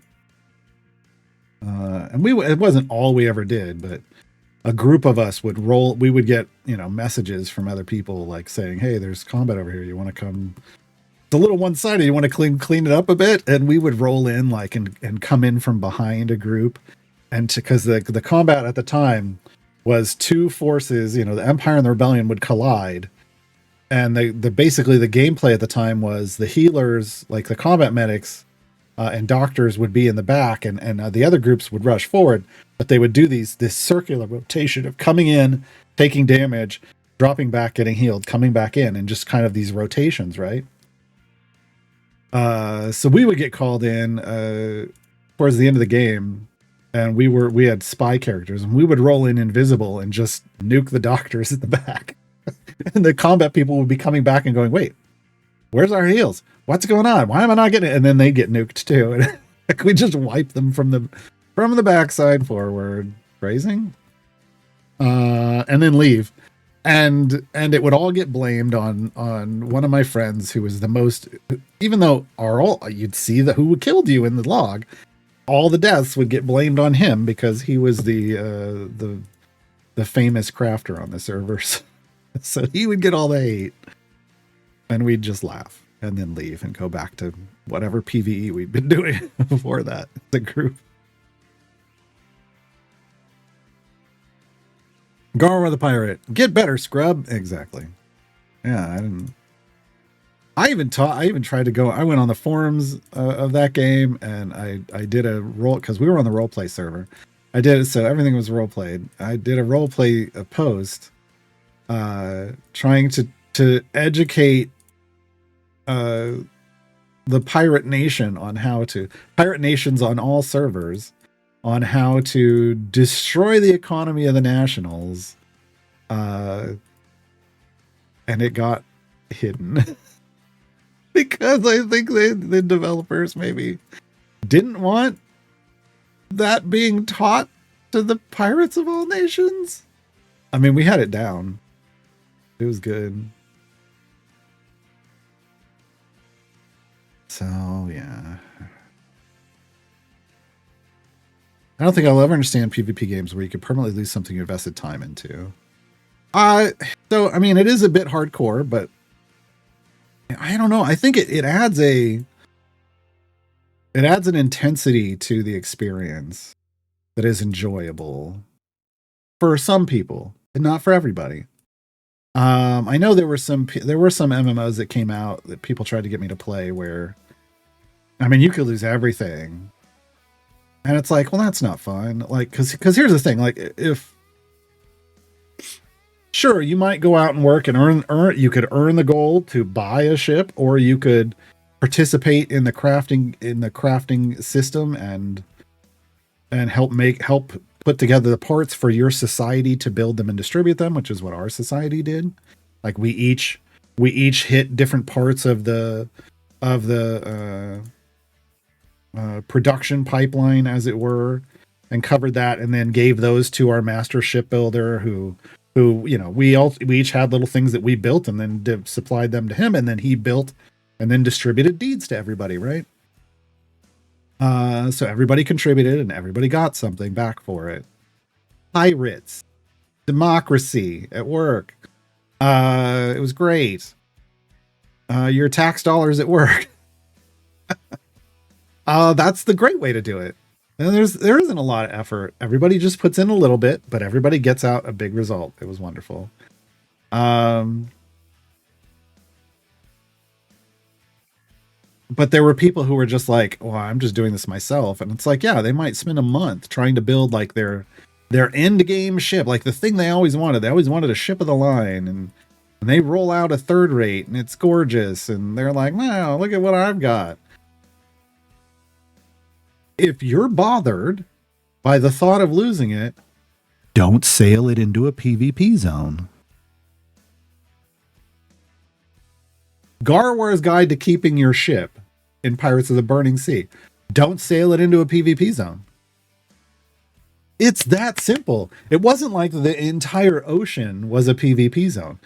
There were these little red circles that could pop up on a map, and it was basically if one nation attacked another nation's port enough, it would create a PvP zone. If they caused enough economic damage, it would create a PvP zone, a small one. And then you could make it bigger, and then you could trigger a level of economic damage where it would stay there for permanently, like you couldn't fluctuate it up or down until it was resolved by a port battle that was a massive instanced combat of one nation versus another nation. And as long as you contributed, like the red zone stayed up so that you could earn contribution points, and then it was a lottery system to end up in the port battle. It was really cool. And then whoever won that port battle controlled that port. If it was the French and the Spanish fighting, if it was a Spanish port, the French won the battle, it became a French port. Period. It was now owned by the French. Whereas if it was pirates versus a nation, pirates would just sack and pillage it for a certain number of days, and then the nation would get it back, which was garbage. So we would just sit there and sack ports and pillage them over and over again because we had nothing else to do. Yeah. But you just had to avoid those zones. If you didn't want to use that fancy ship, but people would get cocky. Look at this big, strong ship I have. And they would roll into a PvP zone and they'd get wrecked. They'd get shipwrecked. Don't do that. You don't like that. It was real. There was a choice they made, right? They chose to get shipwrecked. But there are games where you just exist in a full PvP world and where you could lose everything. I'm not going to play that game.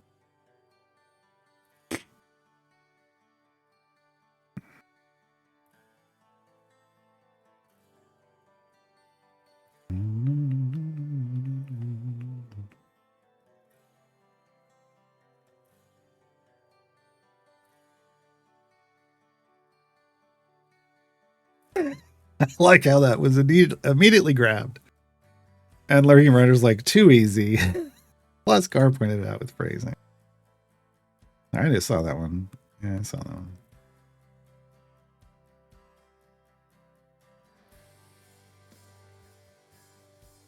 But yeah, like, so one of the big things with like with our society, because they were called pirate societies,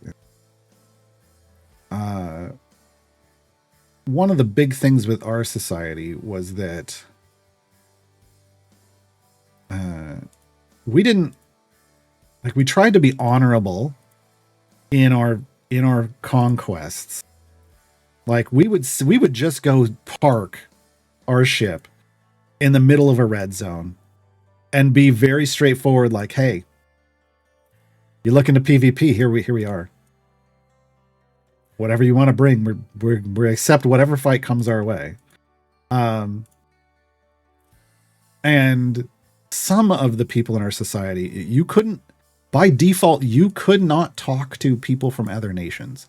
Like in global chat, if you tried to talk French, if you were French and you were trying to talk to a ship that was Spanish, you would type it into chat and jumbled text would come out to the Spanish person. You couldn't communicate unless you invested, like you took one of your precious power points of skill points and put it into a negotiation skill where you could speak other languages. I didn't bother with that. I'm like, I don't need to speak to people. I don't need to speak to people that I'm robbing. Why would I need that? But some people in my society did. And so they would negotiate, like if someone came up that was clearly a crafting ship, like it was just clearly a hauler, like a merchant ship trying to haul goods, and they'd park outside and then just be like, and you know, if they weren't looking for a fight, we wouldn't bring it to them. We were very well known for letting crafters through. That wasn't, unless we were specifically trying to spike a port to start a port battle. We didn't care. We're not here for you. Like, we're here for the people who want to fight. We're just looking for a fight. And so we would get in those fights. And we would honor 1v1 requests again, as long as we could understand them. But usually, like, you know, like I was like, I can't understand them. What do you mean they asked for a 1v1? You got to tell me that. But you know, as long as it got negotiated beforehand, we did 1-on-1 1v1s. I mean, for most of my time on that server, outside of a port battle, I was usually in a fast attack sloop that existed to harass and shred sails and board, not to get in full-on battles, like because I don't want to sink your ship. I want to take it and everything on it, right? Because you would get rewarded. If you attacked a merchant vessel and you capture the ship, you get the ship and everything that's on it that they were carrying, basically, if you, whatever could fit in your hold. But if you sank it, you didn't get the ship, you didn't get a deed to the ship, and you only got a small amount of whatever it was holding. So you wanted everything you could carry, right? But when we were doing like port battles, we were trying to start a port battle, and so we would create a red zone and then defend it. We'd get called out for 1v1 sometimes, and so once I went back, I took my sloop back. They're like, I want to fight. It wasn't Garwar on the server. I was William Obvious, aka Captain Obvious, So they would say, "I want to fight obvious," and I was like, "All right." And I'd go and either I would be in a big ship or I'd go and get it, and I'd 1v1 somebody. And the most memorable one of those stories, we were, I don't think we were fighting off Nolans. I think it was somewhere off Florida. Yeah, I think it was somewhere. I think it was whatever the Florida city was, and they're like, "I want to 1v1 them. I've never gotten to fight them. I don't think they're that strong." Like, because I was the one that was leading all the port battles and strategy, so I wasn't always necessarily the one that was sinking all the ships. And they were like, "Your loss, buddy. If you really want that," because they knew. Everyone in my society was like, "Oh, this is gonna be good." We went into 1v1, came at each other.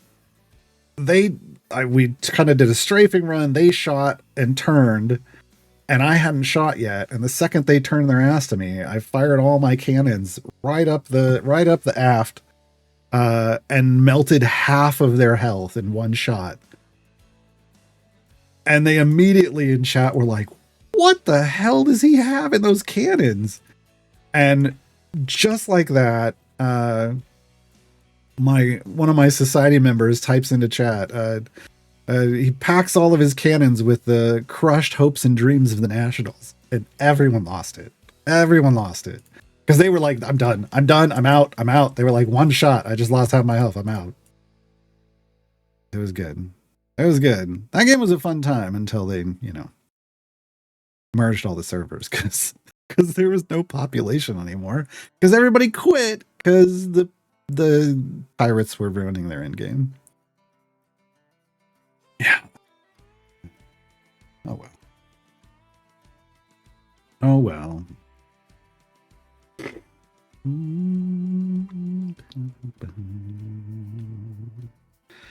You better check yourself before you shipwreck yourself. Exactly. Exactly.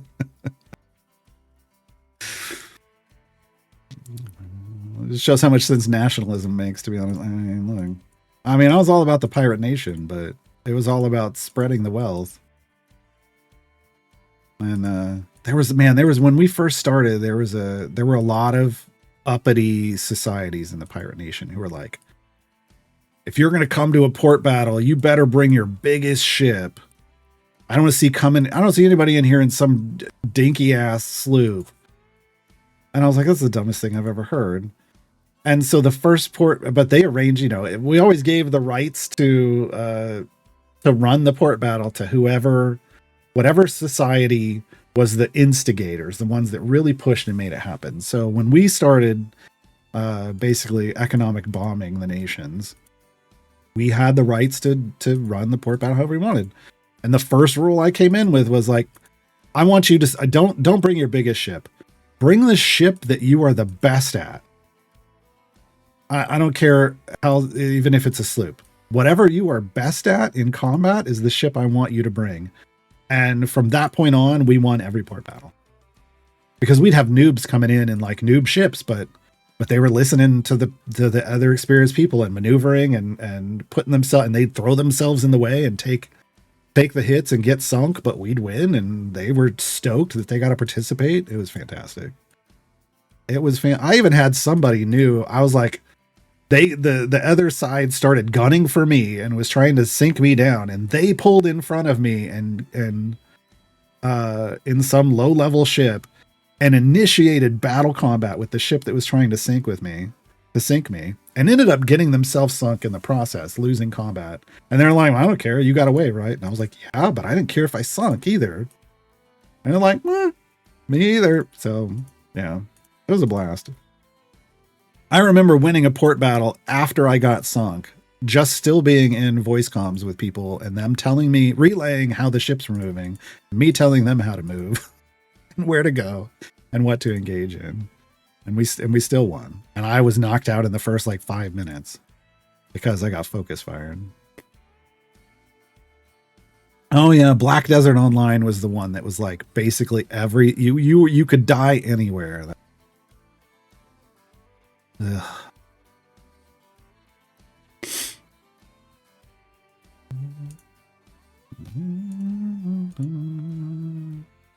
To all the viewers coming here expecting Idle Champions talk, I hope you're enjoying this bonus pirate conversation. Look, the topics, it's called Idle Chatter for a reason. If you've got Idle Champions questions, I'm here to answer them. But right now, we are just trying to get through this time gate.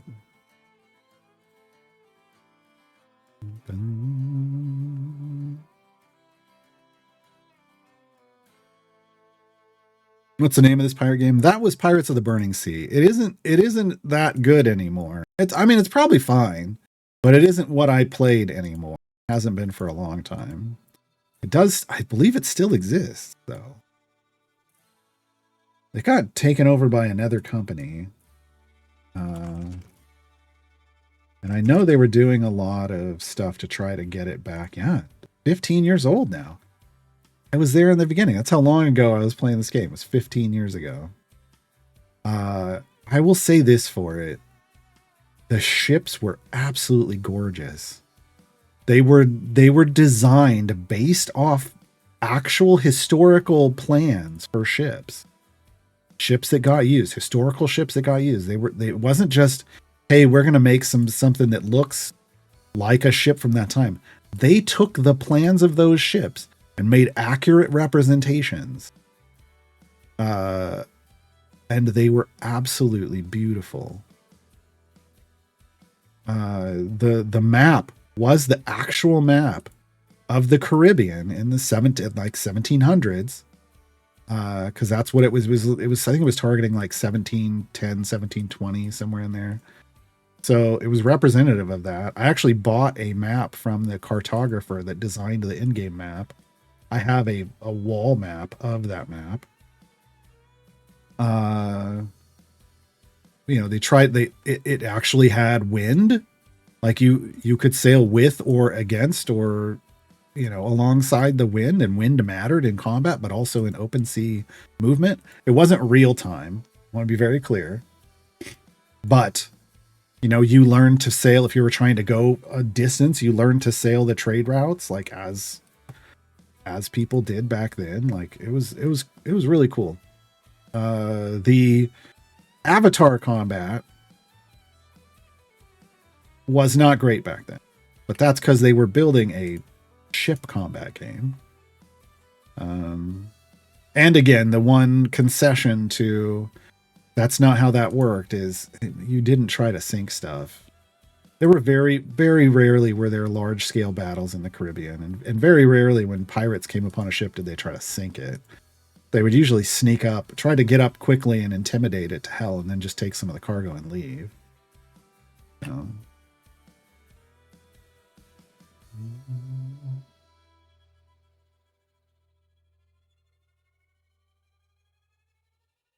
How is Shadowheart benefiting from your current, or how is Shadowheart benefiting my current formation? They're not really.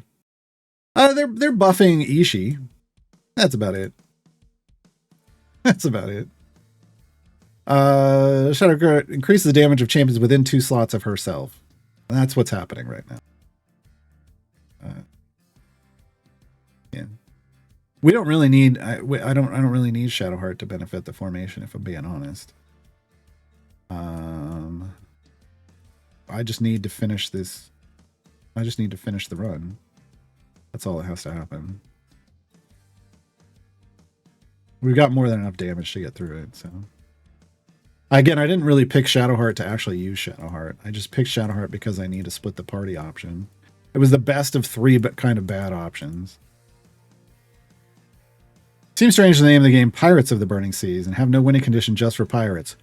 Right? Believe me. That was conversation that did get had. It was unfortunate too, because the whole reason I wanted to play that game is obviously pirates. And when I went to I think it was an SOE fan fest, because I think it got, I don't know, they were at an SOE fan fest. Or no, it was at a, was at like a Sony party during Comic-Con. I actually got to meet the head of the studio. I didn't know who they were at first. And we were just talking. They were talking about the game. They saw me watching the game, and I was at a demo and trying it out. And we started talking. We ended up talking for like an hour. because you know, like I grew up on a sailboat and loving pirates, and he and I hit it off, and he got me like keys to like the closed beta, so that I could try it out before it came out. But at the time, it wasn't like it wasn't fully understood that, oh, the end game is not great for pirates. Everything about the rest of the game seemed like a lot of fun, and it was. I liked it, but there wasn't an end game, unfortunately. And I don't know if they've ever fixed that, honestly. After we stopped playing and moved to Warhammer Online, Age of Reckoning, when that came out. Because they had, you know, we were doing nation versus nation combat in Pirates, and then we went to Warhammer Online and did realm versus realm combat.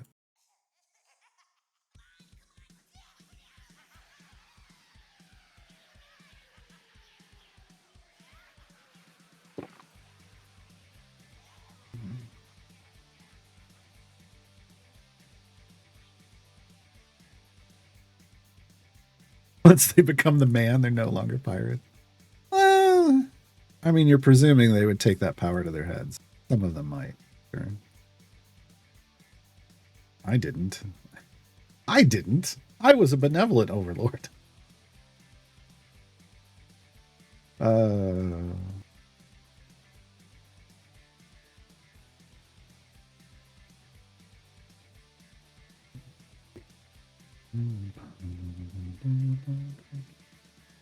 Speaking of Warhammer, you're going to come back to Total War Warhammer 3 at all? I mean, I played it a lot.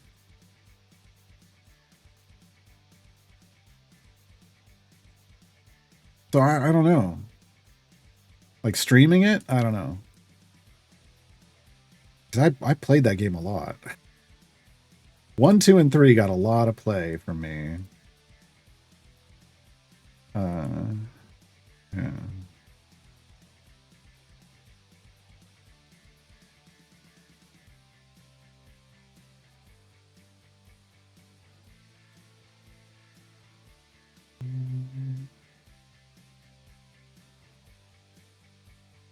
I think we were saying, I think I said about Total War Warhammer 3 that at some point we might do like a dwarven campaign to take over the world. But man, would that be a long campaign. I don't know. It might happen. I keep seeing them, you know, they still talk about updates to that game to this day. So who knows? Who knows? In a sense, it was great meta commentary. Pirate game that pushed pirates to burn the game to the ground and push everybody else away.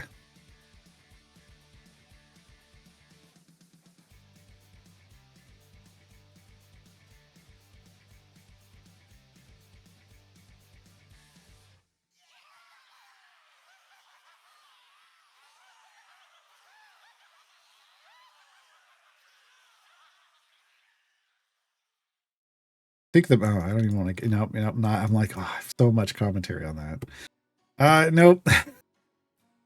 Nope, I don't want to go near it. I don't want to go near it. What do we got left? We only got like 17 areas left.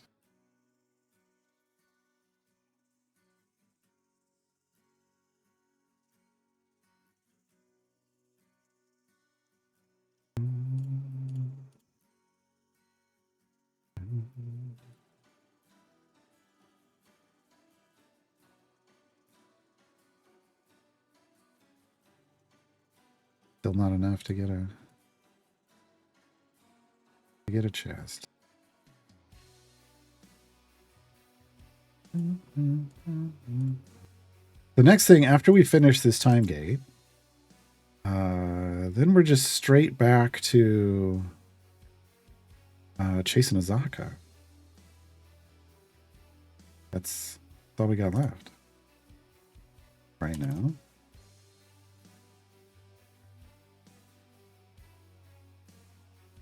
Because we want to get as much kind of regular campaign progress done as possible before Wednesday. Because Wednesday we're going to have to unlock Beetle, we're going to have to unlock Grim, and then we're going to flex Priv. Right?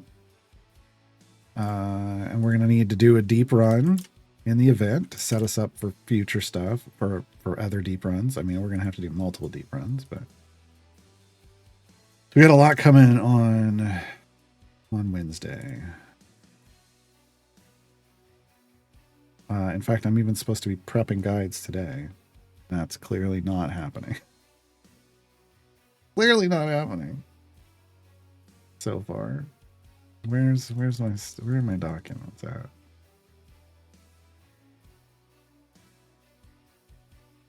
All right, so it would be.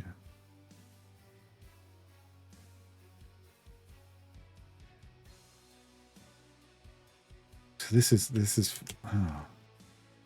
Do I think I just make 2 new documents instead of making a new document for Grimm and then just changing beetles. I think I just do this. I think I do them both brand new. And then I keep that other document just so I have a history of what it looked like when they were conjoined at the hip. I think that makes sense.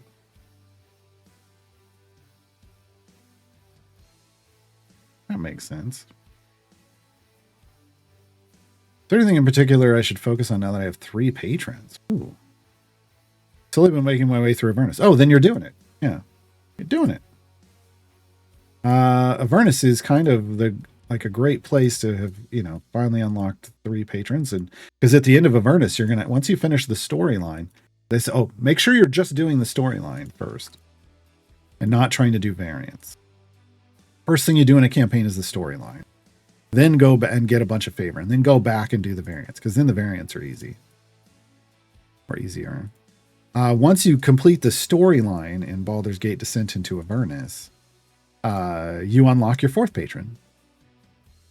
And then go back and do variants, because there's Descent into Avernus has the first set of like 6 efficient patron variants, which are basically high area goal variants that don't have a restriction in the sense of like what champions you can use. So you're pretty much guaranteed to be able to get through them. And so they reward tons of influence and tons of currency. And at that point, you do a little mini patron grind where you're going back and you're just doing those variants like 1 patron at a time.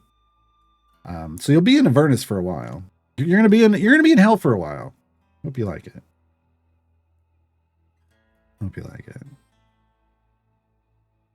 But that's kind of the big bonus of Avernus, is that you get that cool stuff. You get to kind of go, boom, we're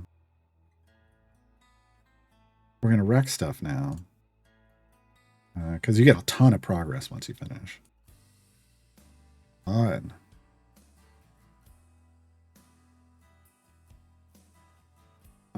Is it worth not completing any variants? Can I stop him before the... No. Never. There are people that'll tell you, like, in a very specific instance for, like, scripting reasons. And what I'll tell you is no, never.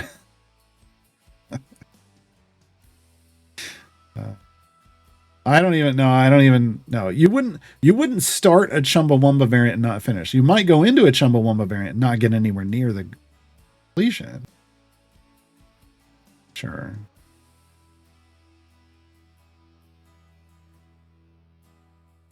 But that's Chumbawamba specific. Which is, there's probably people going, what the what now? Which is fair.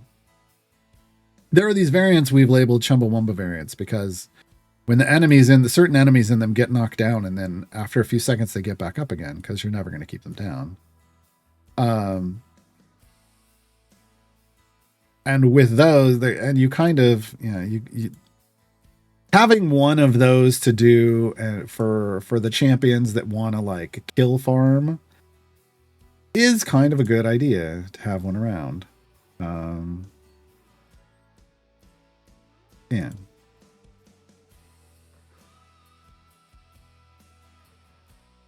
But that doesn't mean you run it and then like you're trying to use it for some other purpose. You only ever run it for that.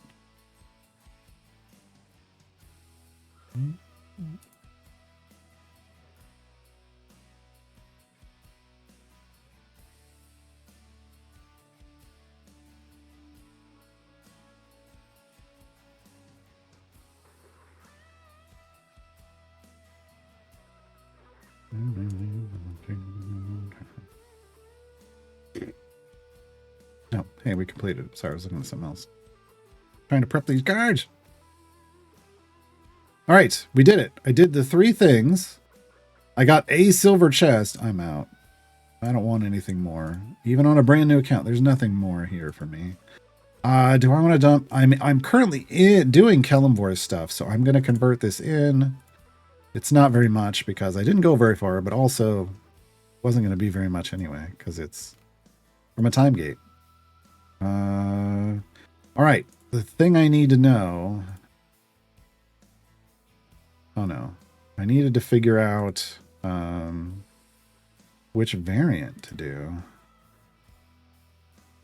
And I don't. Hold on, I'm trying to check. Why can I not? Why do you do this to me? Why?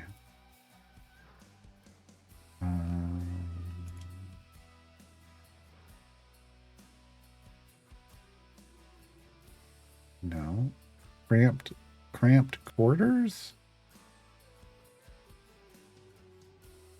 What I'm seeing?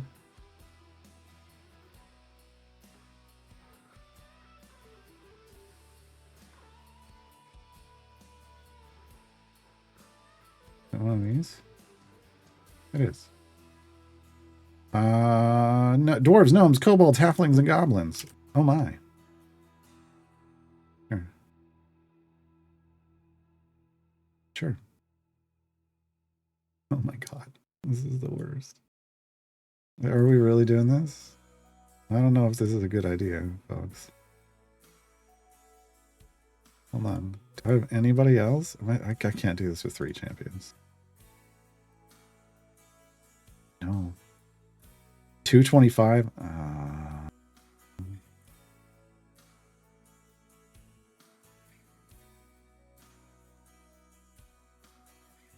Was this another bad call? Did I do this because we had somebody strong that this made sense for?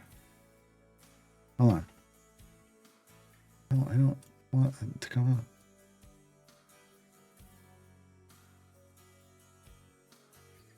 They reduce gold fine, but we get almost a full party.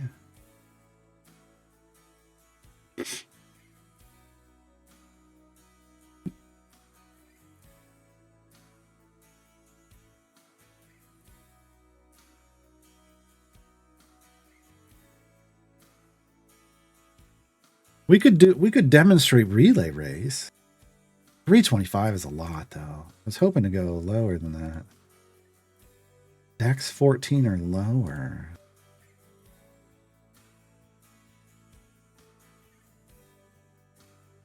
Dex 14 or Charisma 14?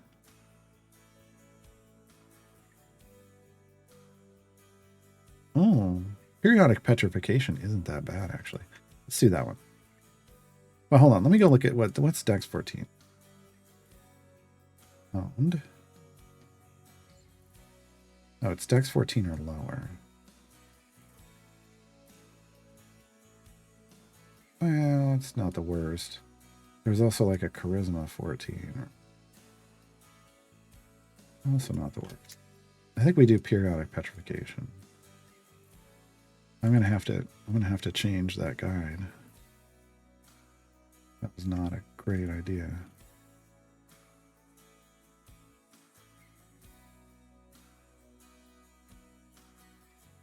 So, yeah, this gives us everybody. So even if we're periodically petrified, we can kill through this adventure with fire breath potions when they're not petrified. We'll have power. Hopefully. That's the hope. Find out.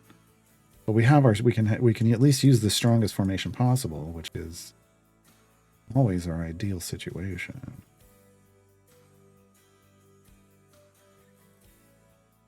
So we're going to want to ramp all of these up as far as we can so that we can get moments of unpetrified power to spike our bud with. The E22, I only get my clicks around 185. Yeah, that's the problem. That's why I said I got to pull those out because we can't click kill all the way to the end on those really restricted ones. So I think when we did this last time, we must have just rolled through it with a lot more favor. Or we had people that were better suited for that restriction or something. I don't know. I'd have to go back and look at it. We have the VODs. We can go check. They're all up on my YouTube channel. So we did it, but we probably did it with a lot more favor. Okay, let's take this off. Well, no, I mean, click damage for a ways. 225, we're going to need all of those. Okay. Moving right along. That was the wrong word. Putting it in chat for permanent accountability. That was a great typo. Let me catch up with the rest of chat first, though. Here's another question: I think I capped it around area 800-ish for the last event. That was solid, though. My only real way to get stronger at this point, just animals? No. Legendary effects. Modron cores. Patron perks. There's a lot of ways. There's a lot of ways. Legendary effects are the most power you can get, period. But yeah, there's item levels help a lot initially, but then they stop helping unless you're getting like thousands of them on specific champions. Yeah. Now I have Tum Thumping stuck in my head. Thanks a lot. You're welcome. Speaking of Modron, I got the fast quarter 15. Nice, El Pollo Batman. Now just get it fully. Hopefully it's fully piped out to per epic. Later on, you can get it supercharged, and then it'll probably be the only one you use for the majority of content from that point on.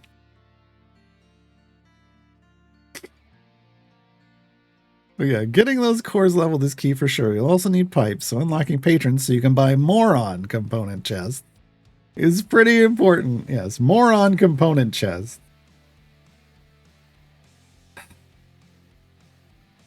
That's great.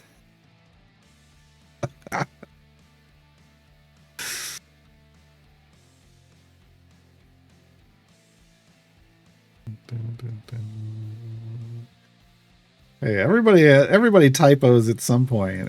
But that one was fantastic. Moron component chest.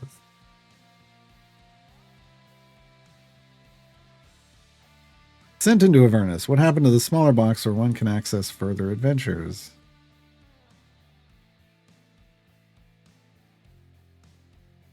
Tried scrolling the map as well as changing. So you're on Sword Coast, and it didn't bring up the box to go to hell? You need to restart your client. My first suggestion.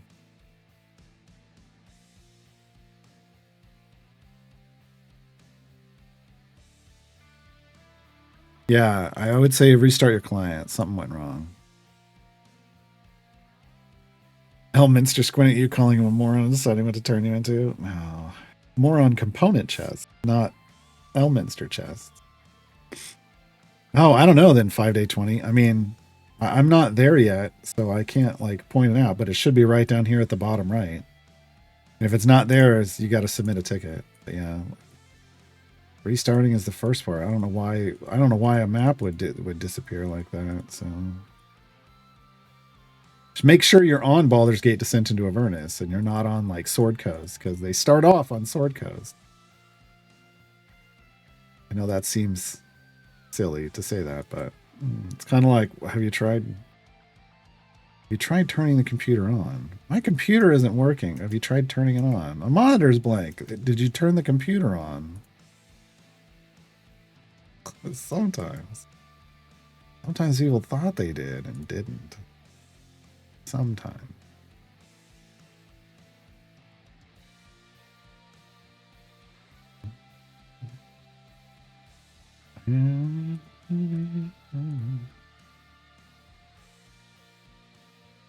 I am not the host server for Idle Champions. No.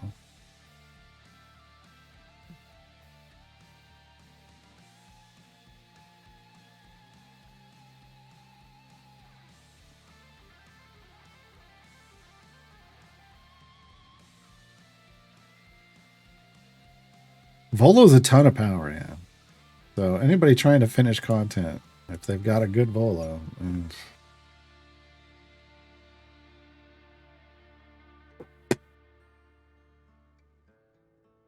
The other campaigns show the boxes. Yeah, I don't know what's going on then. I double check that you can. I mean, if you've been to hell before, then there's no reason they would stop you from going back again. But I'm going to say this anyway. Double check that you completed all the adventures in the starting 2 nodes. Maybe it uncompleted one of them or something.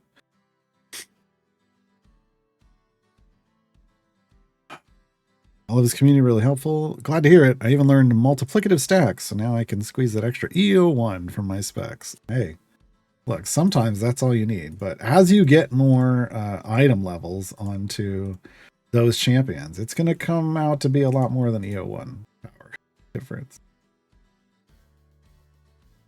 Yeah, they did the patron thing. They did say they turned patrons off. You just got to make sure patrons are completely off, you know.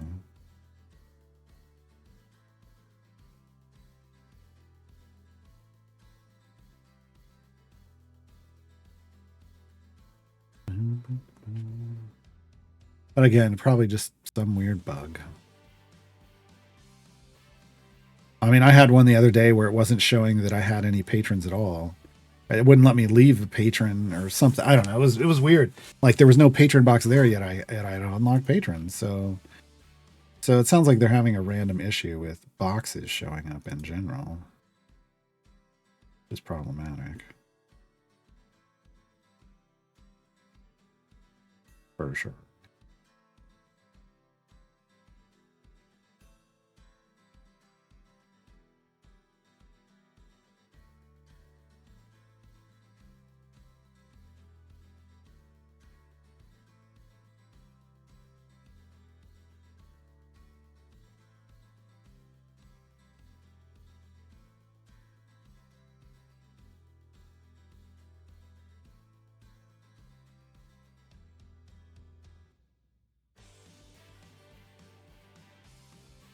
Damn it.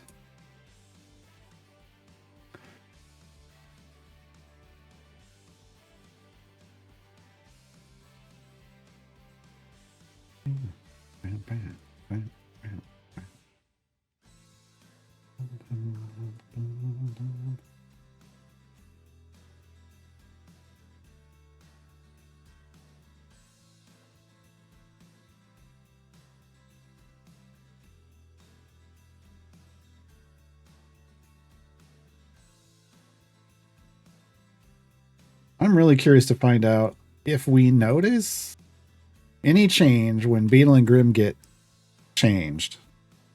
Like, I wonder if the problems that it causes, I wonder if they're things we see or if it's just on their end.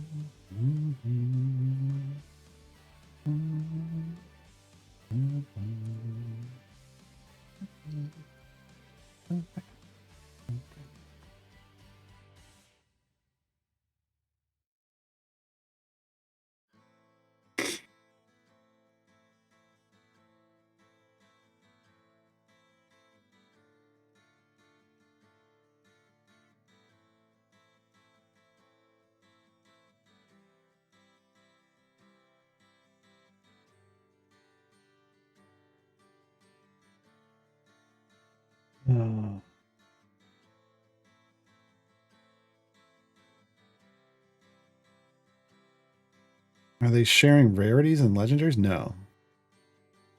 It's not even that they're sharing item levels. I guess we'll need to go over this. I mean, we're far enough. This is set up enough. I can bring up the guide and we can start working on the guide update. It's that if you have them both in the formation, then Beetle's average item levels get added to Grimm's items, and Grimm's average item levels get added to Beetle's items. So they take the average item level number, like this 25 here. And if Ishii were the pairing, they would put 25 on top of all of these. And then vice versa. And that was in part to help ease the pain from one of them coming in with no gear. And the other one keeping the gear. Right? So you're still keeping that average item level investment, and it's just getting better from there. But you've still got to gear them up. They're not sharing anything else. Brothers in armors, not brothers in legendary effects or brothers in gilding. Right? And yeah, they work like Virgil and Ken, inseparable, yeah.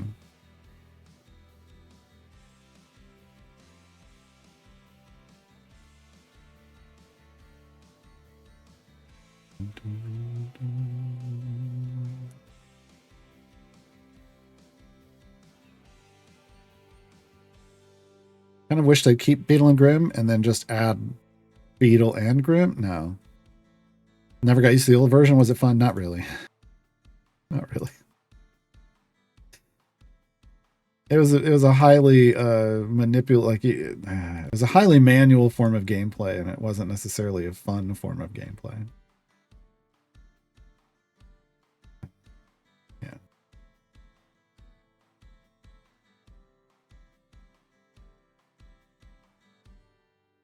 Where are Beetle and Grimm from? A real world game. They've been played on some D&D streams. It's Matthew Lillard and one of his friends, like business partners, that they run.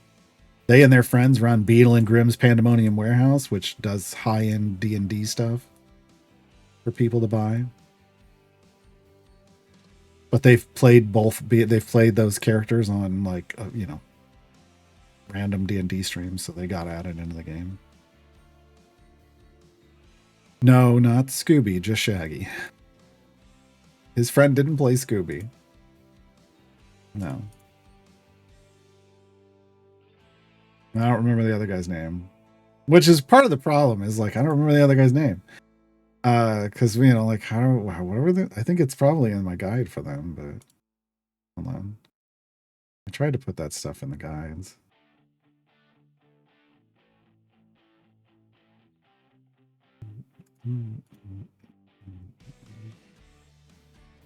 Bill Rear. Matthew and Bill of Beetle and Grimm's Pandemonium Warehouse. That's the way we're gonna do it. Yeah, that's the ticket. Yeah. See? Yeah.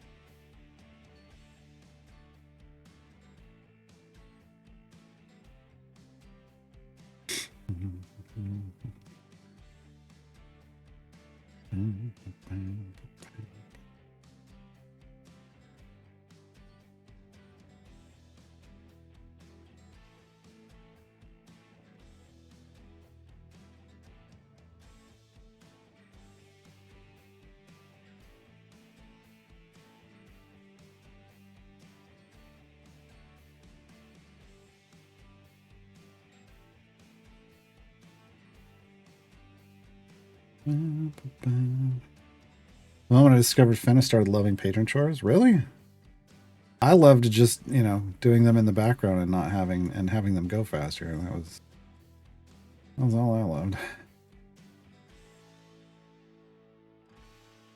I didn't change anything about doing my patron chores. But I'm weird.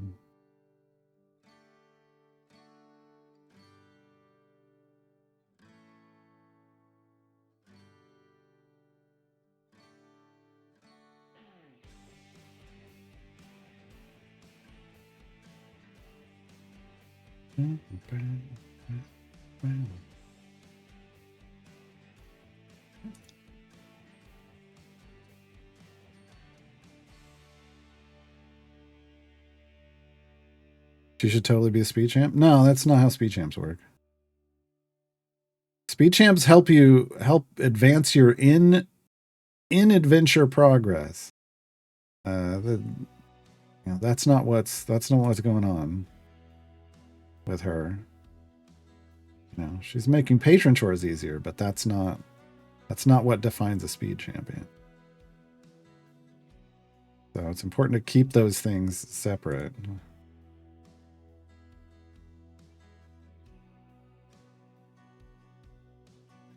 Just like a speed effect, like damage isn't a speed effect, right? You know, just because somebody's killing things quickly, that doesn't make them a speed champion. A lot of people trying to say counted.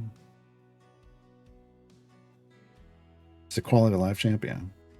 Yeah, she raises your quality of life. That's great. She's not a speed champion.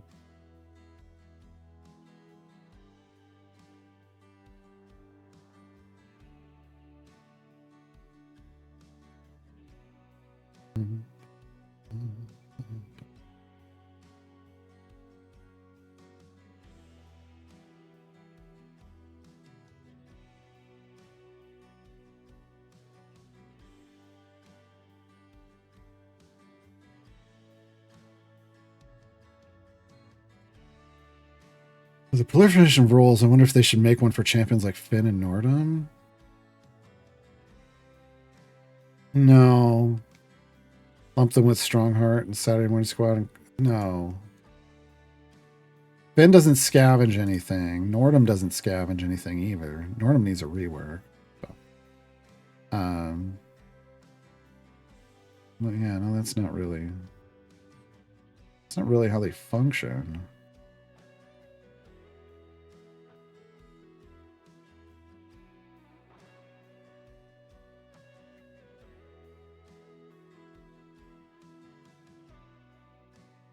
I mean, Nordum's thing is that they're. I mean, the closest you can get is that they're. They're speeding up your Modron core progress. That isn't, and so I can see where Finn and Nordum maybe are similar in that regard. They're like a meta. They speed up something that has nothing to do with an adventure. That doesn't make them scavengers.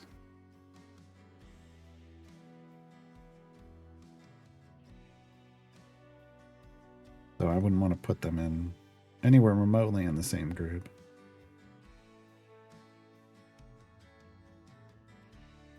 Yeah, Nordum's garbage once you have your cores level. That's why he needs a different functionality once you do that. That's pretty, yeah. I don't think anybody would disagree with that.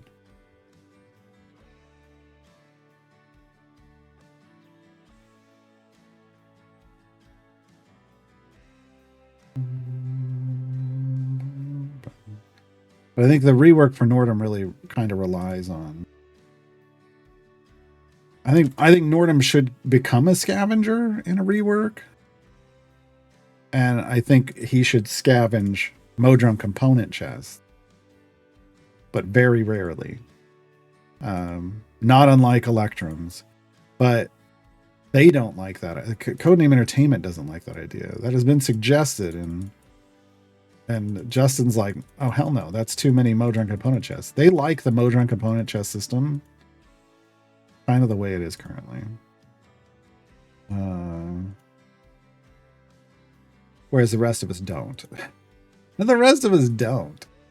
But they do for some reason. All right, we're going to let this is cruising. We got to go 225 areas. We're going to click through most of it. Hopefully we click through all of it. We'll need a fire breath potion at some point. But I'm going to start guide prep time. Guide prep time. Oh, this is interesting.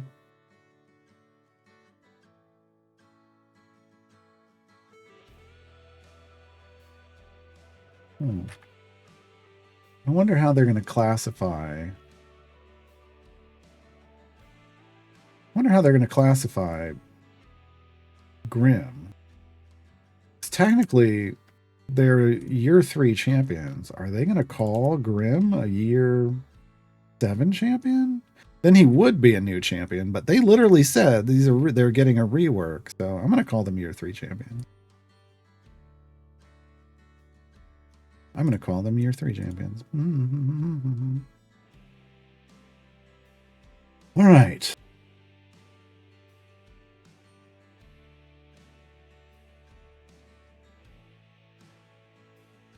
Yeah.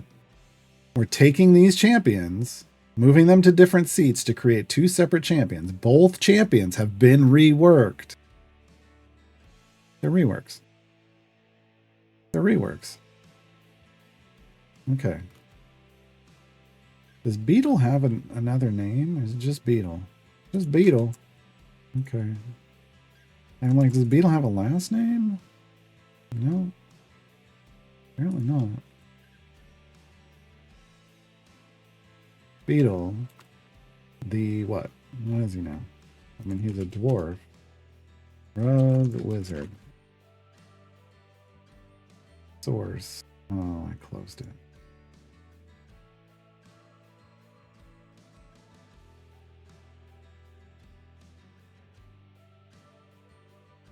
Oh, God.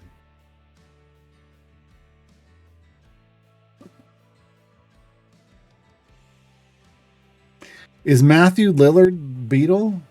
Isn't he?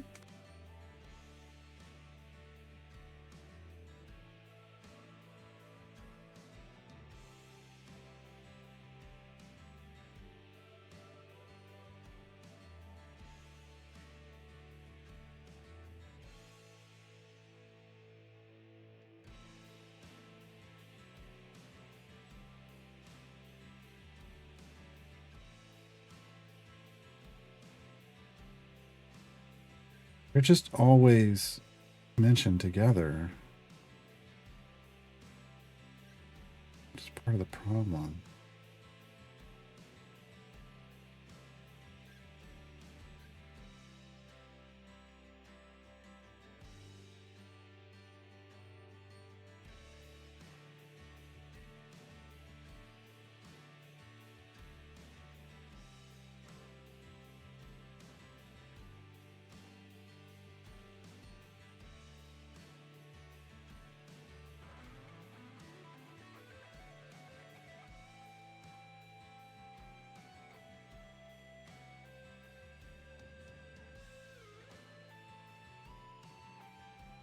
God dang it. God dang it.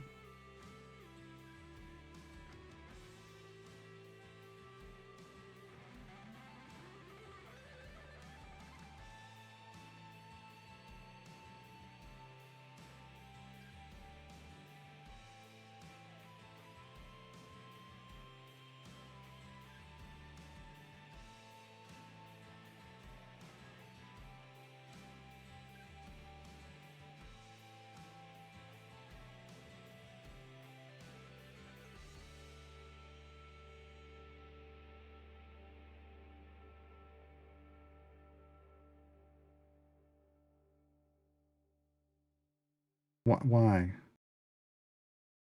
Why is this not just information somewhere?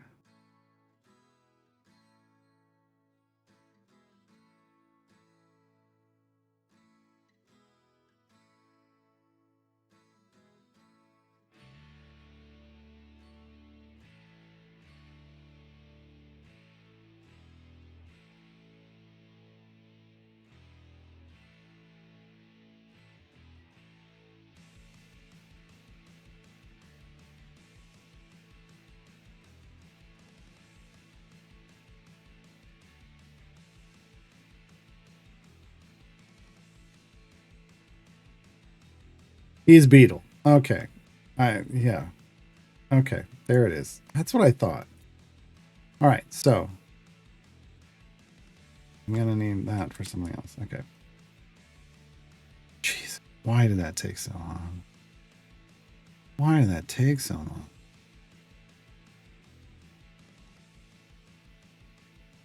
I mean, you could, yeah, I get so. It would be interesting if Nordum just scavenged a random pipe too. I'd rather it be motor and component chest, but if it was a motor and pipe, you could do that. Aram, do you have like a top 3 favorite champions? Not necessarily strongest or meta, maybe just love their looks, personality, gameplay, or whatever. I mean, just champions because I like them. Karlach, Mahen, and Black Viper. But that doesn't mean, necessarily that that's not that has nothing to do with gameplay. It's just kind of like their lore and their look and feel, like more their appearance and their lore. Karlach from Baldur's Gate 3, Black Viper, because Vivka's portrayal of Black Viper in a dice camera action live play that they did at a convention where they were dressed as characters and they were playing on a stage, not sitting at a table, but acting it out, was amazing. She's also great. I mean, the cosplay is great too, and it's based off her cosplay. And then Mahen from the Brimstone Angels books. Great.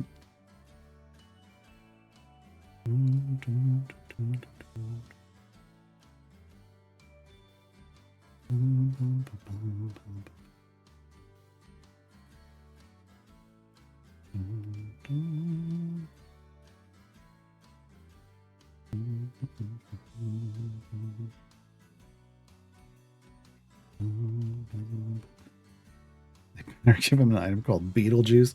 That's a different IP.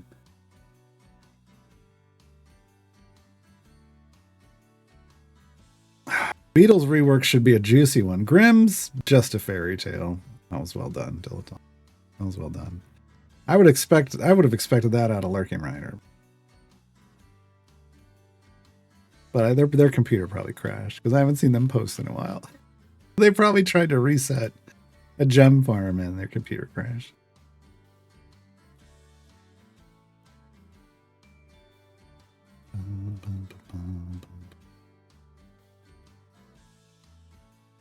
Yeah, it is Beetle the Dungeon Delver, isn't it? We're gonna put that in there for their name. I like to give them like their lore names,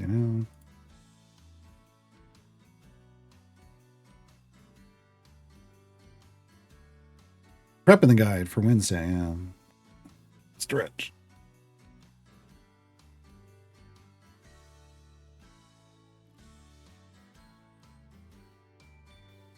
Ugh.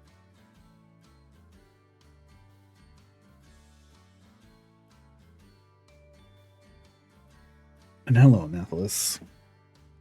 I have a fondness for Rosie for your Black Viper story reason. Oh, Kate Welch was great on the Acting show. Absolutely.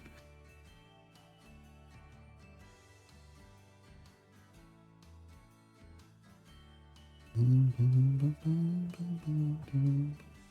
have Mahem, but no clue what to do with him. He's a build-around character, which means you really kind of have to look at his grumpy requirements and try to build the best formation around that. That doesn't mean you like sacrifice everything for it, but you do need to lean into it as best you can, because it is multiplicatively stacking and it's pre-stack multipliers. So. Okay, this is Festival of... Oh, no. When is their event? Actually, this isn't their normal event. A Garen's Day.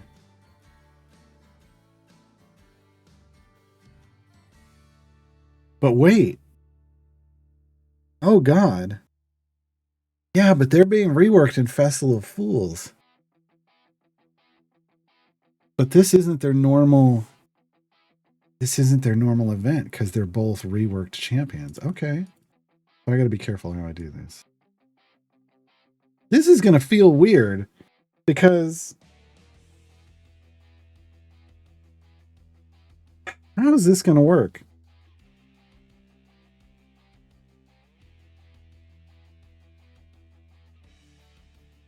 That's what I'm wondering, Bayushi Akira. Does Grim get Festival of Fools stuff while Beetle remains a Garen's Day?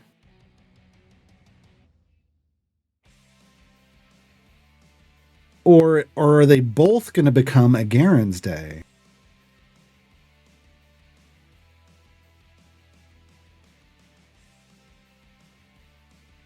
To the DMs. To the DMs we go.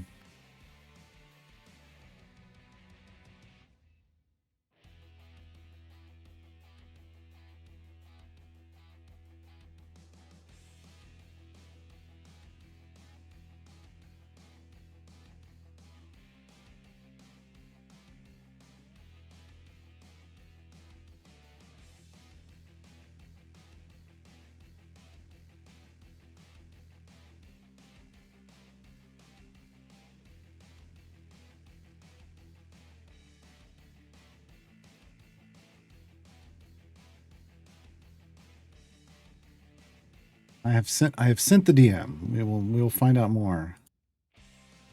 Champion Spotlight. Yeah, we got one of those. Champion Rework Spotlight. Seat 8. They aren't back-to-back events? No. The Garen's Day is in August. Oh, and do they have the same formation or someone get a new one? Yeah. Yeah, I don't know. Good with Grim. I mean, it's right there. I don't know who else yet. Affiliation, none. Like Pandemonium Warehouse. No. Oliver Strahd. Elminster. So, I can type.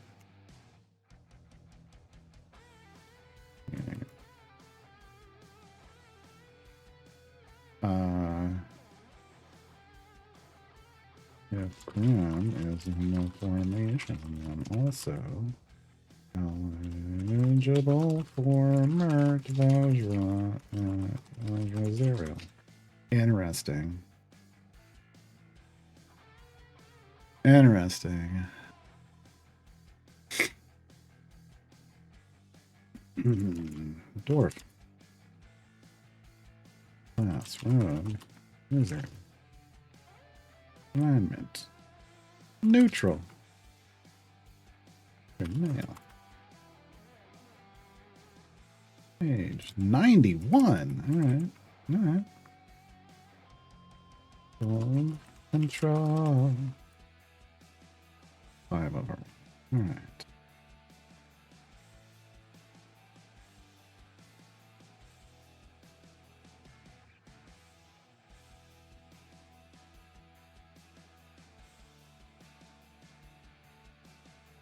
Alright.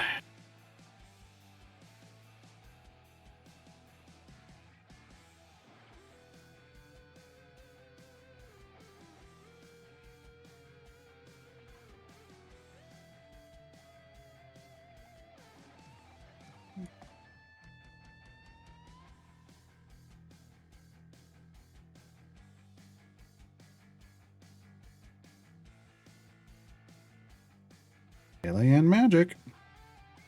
Bonks a random enemy with a wand, and then fires 2 magic missiles. Ultimate.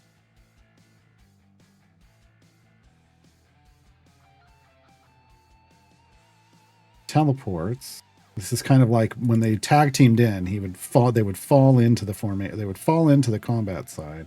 They teleport in, AoE boom.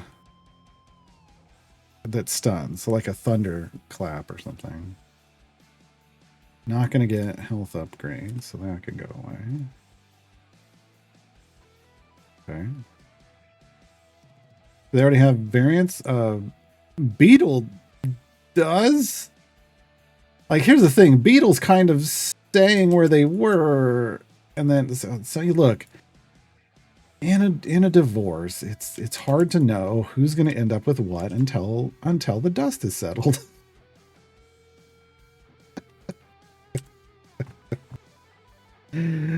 Oh.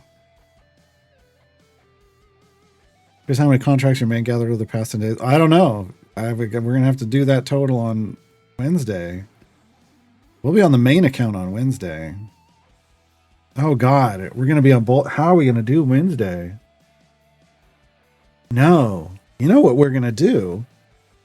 This solves the problem of what to play. I think Friday is probably when we'll play the main account a little bit on Friday. I can't do it on Wednesday. It's either going to be Thursday or Friday that we play the main account a little bit to see how close we are to 9 jump.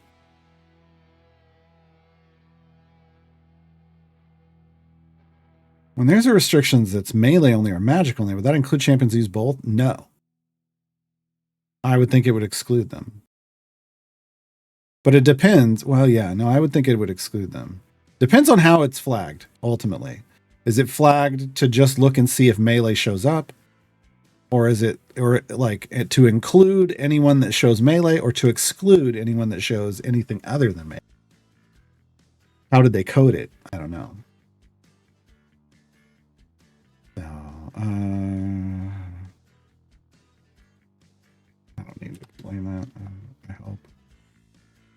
There's 5 abilities. 1, 2, 3, 4. So I'm going to dupe this one. There we go. All right. So first ability for Beetle. Brothers in Armors. Grim is in the formation. All of Beetle's equipment item levels are increased by Grim's base average item level. I don't know why this is under formation abilities and isn't just a passive.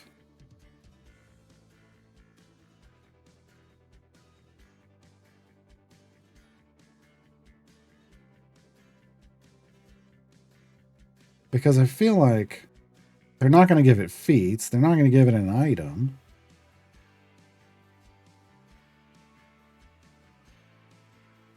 It should have just been a second part of the passive.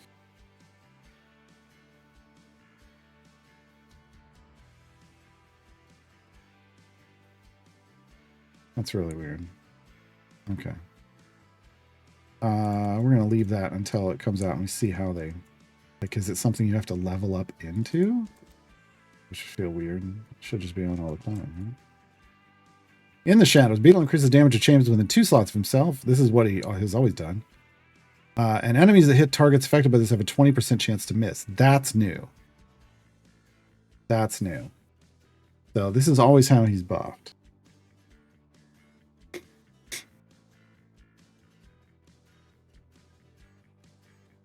That's a formation ability. Can Artemis copy it? I don't think so.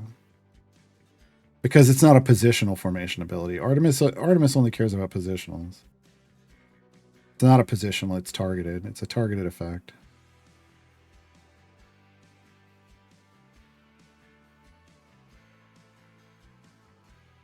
Back before Narak got nerfed, you would have asked, would Narak boost it? Because Narak boosted all formation abilities originally. Then they nerfed it to just positionals. All right, Sticky Fingers. Whenever Beetle attacks an enemy, cause it to immediately drop 20% of the gold it would award on death. This is an improved version of the old one, where it would only increase the gold if the enemy had been damaged before. And it's causing it to immediately drop it. Before, it would just boost the gold you got if you killed it. So this is cool.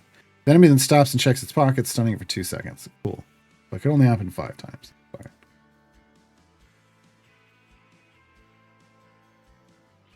Share the glory.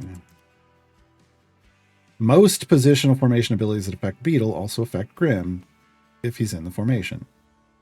If Grim is already affected by the same ability, Beetle instead increases the effect of In the Shadows by 400%. So really, I mean, it gives you some flexibility, but also you're going to get a multiplier on In the Shadows if they're getting it anyway. And then a really confusing one. I don't understand. They're trying to hold over some of the old thing, I think. Ultimate Tag Team. When Grim uses his ultimate ability in the same party as Beetle, Beetle's ultimate ability goes on cooldown as well. And he gains a tag team stack. This is kind of their play off how the old thing used to work. For each tag team stack Beetle has, his ultimate cooldown is reduced by 5 seconds. And his next ultimate attack deals 200% more damage, stacking multiplicatively. Tag team stats cap at 10 and reset when Beetle uses his ultimate. So, what we're really looking at is just a big burst ultimate. You're building up a big burst ultimate that's going to be 3 to the 10th as a damage bonus, which is like an EO6 boost in damage to the ultimate, which potentially could be a big burst. Depends on how the ultimate scales. So, all right. And then these spec choices, which are neat. These are neat ideas. So epic equipment. The effective in the shadows increased by 20% for each piece of epic or better equipment on champions in the formation, stacking multiplicatively. Well, we like multiplicatively stacking, right? Premium gear. The effective in the shadows increased by 0.075% for every item level on your formation's champions. Equipment, stacking multiplicatively. Each individual champion contributed at most 1,800 stacks. This would be ridiculous if they didn't put the cap in. So why would they put a cap in? It's for the third spec choice. So basically you start out here, then you move to this, and then you move down here to shiniest loot. So it's progress-based spec choice. Shiniest loot, the effective in the shadows is increased by 30% for each piece of shiny or golden equipment on champions in the formation, stacking multiplicatively. So this is gear progression. First getting to epics, then getting 1,800 item levels on average item levels on those. Basically. What is it? No. That would be 300 average item levels. So pretty low, actually. 300 average item levels. And then above that, trying to get everything gilded, whether it's shiny or golden. And this will be the biggest one. Yeah. This should end up being the biggest one. What we'll do is we'll look at, so let's look at this. This will be, let's just trust but verify. No, that means don't trust it and do your own math.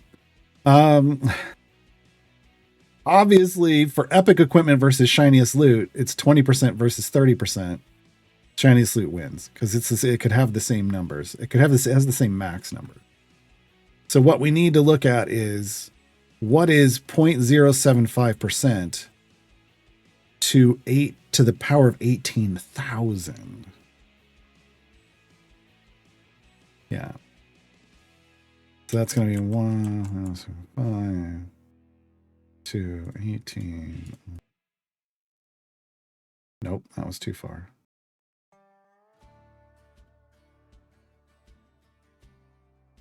That seems ridiculously big. That doesn't seem right at all. Did I do that wrong? I did do that wrong. Okay, hold on. Shit.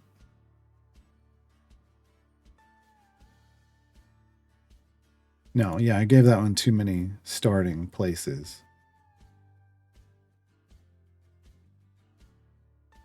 If it was 1%,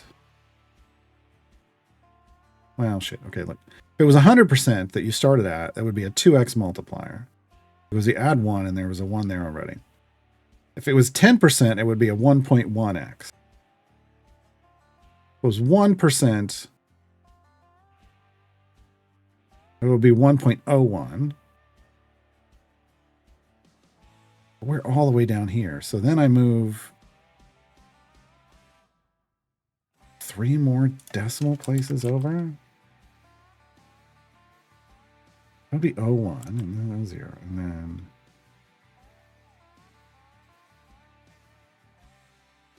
is that better? Because that number came out way too big originally. Yeah, that's more like it. Okay. Yeah, 3 zeros before the 7.5. That's where I had to get there. That's a 7 EO5 bonus.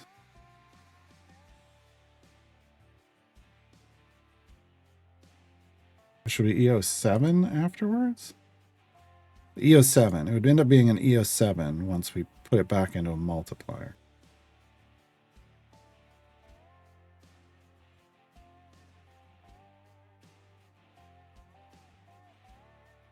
So I think what we're looking at is 725, 735, basically. X. Versus...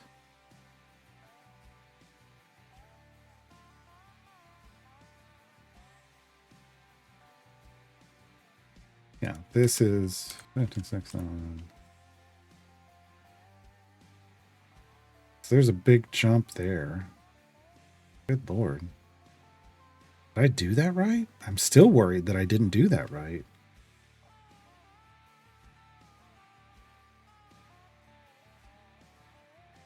And this one ends up at...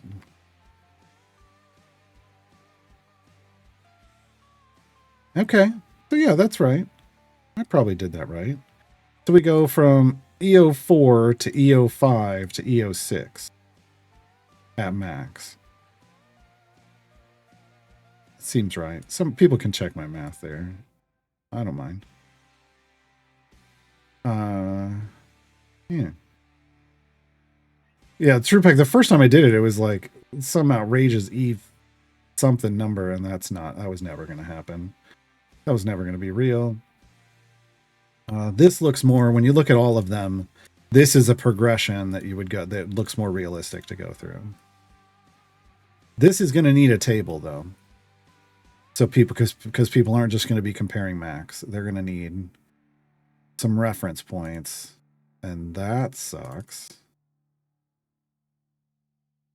for them, because I'm going to make them do their own. No, we're going to, where did I put, here we go. I'm like, I have a table in here somewhere. Starter table. Okay. Beat him.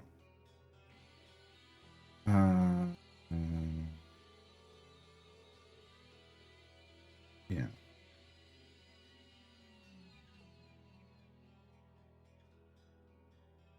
Sean, if you need pointers on tables, no.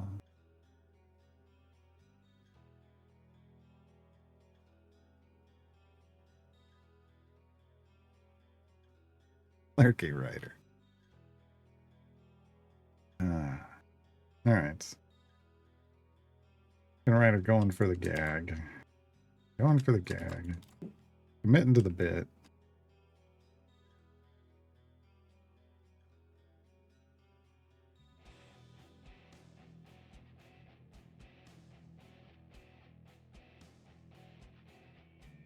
So, oh.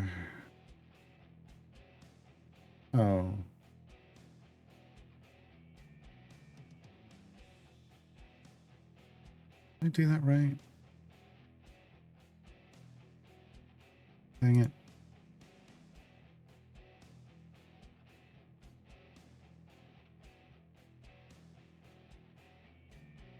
Yeah, I did. Okay. This is number. This is number. This is premium beer. Oops. Okay.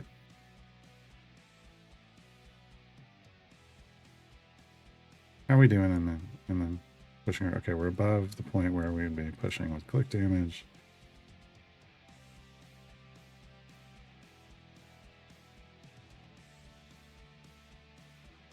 No, fine.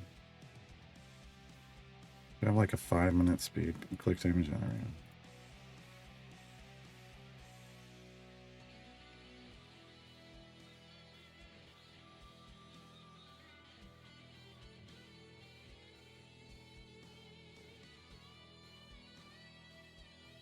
Yeah, it's gilded. It's not legendary. Yeah, I know. Yeah, no worries.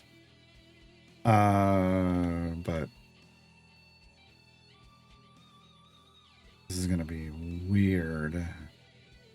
I can't just list off everything.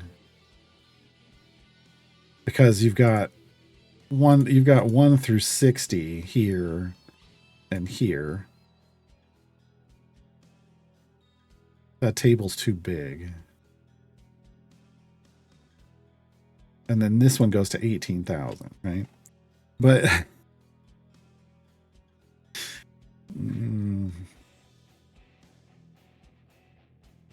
God dang it.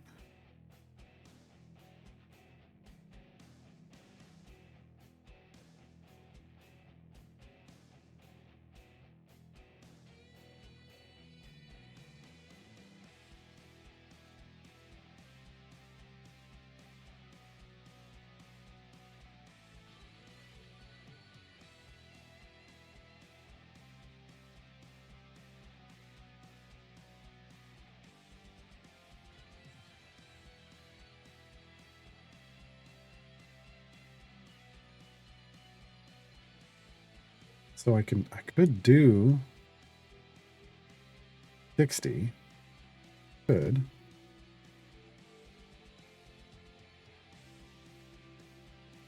Would it be enough to just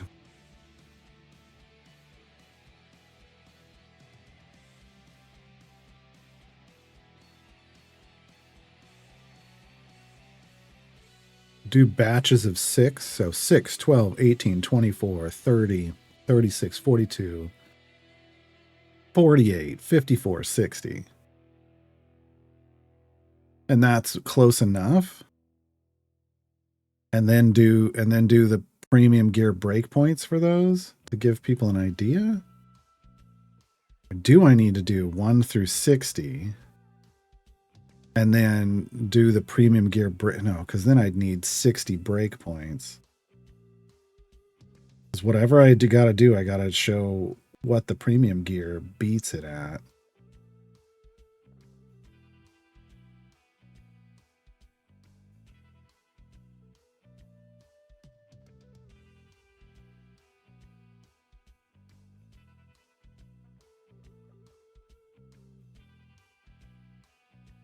It was a good movie. It was. Yeah. Irrelevant. Oh, man. This is where if this was a website, I would list all 60 of them off and I would list the rest. I would just... Actually, if this was a website, I would just have a function that says, enter in your numbers here. So how many epics do you have? What are your premium item gear levels? And how many gilding do you have? And then it would just tell you. That's how you would do it on a website. I don't get to do that. Well, you can't do what you're saying. TruePeg, just give cutoffs, like when is spec 2 better than 1, when is 3 better than 2. But that's assuming max, and we can't assume max. I need to give functional examples for people that are trying to make a decision. But pre-max, right?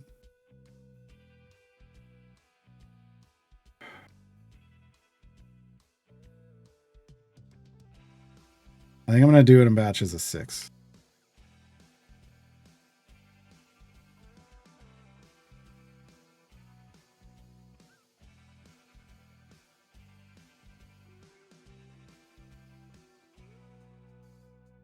So these get batches of 6.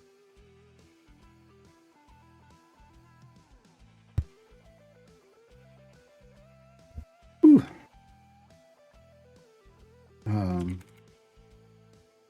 And this middle one will get a different. Oh, jeez. Why did I do that? That wasn't. So this one and this one matters in the batches of 6. This one's going to need bigger numbers. But the good news is we completed our adventure. The bad news is we only got a half an hour left. Oh, timing was horrible today. Because we need Azaka's procession. We could do this. I can do this and finish it off stream because this isn't the important one. 9 champions, just like with Drizzt. Gotta go 275 areas. It's not the actual unlock. It's the remix. No.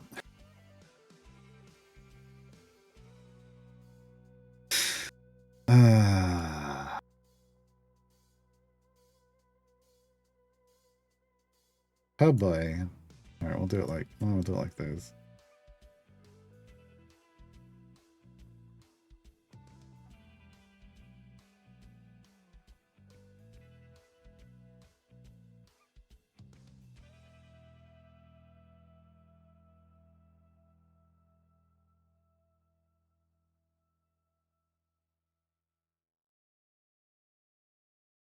One is the number of epics. 3 is the number of shinies. Can't we assume? Oh, we're already in trouble. You get full epics before you get a significant number of shinies. We don't do assumptions. But that's not even why you would still want to list that off. You want to list it off because then you still have to compare to item levels. So, I mean, there's 3 things you're comparing, not just 2. So you got to make sure you're comparing all 3. It's annoying. This, like I said, if on a website, this would just be enter your data here, and it would just tell you which one to choose. We would just have it run the math real quick and compare, and then kick out the highest number. Can't do that on Reddit. So finding a solution that's functional, if not perfect, not going to be perfect. It's an imperfect solution, but functional. We can do that. We can do a functional solution. You know what? I'm not going to do any speed potions because we're not going to finish this on stream. Okay. So I'm not going to do the numbers down here because that's going to be based off some stuff up here.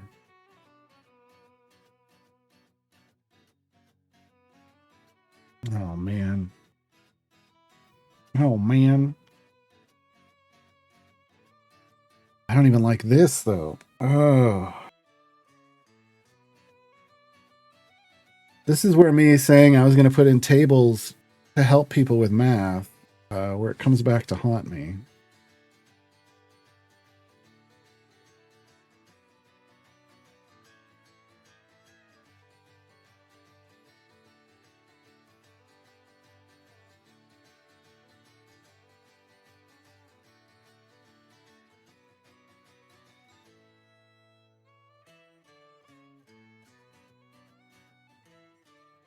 Why did they? I'm blaming Codename Entertainment. Why did you do this? Why did you do this?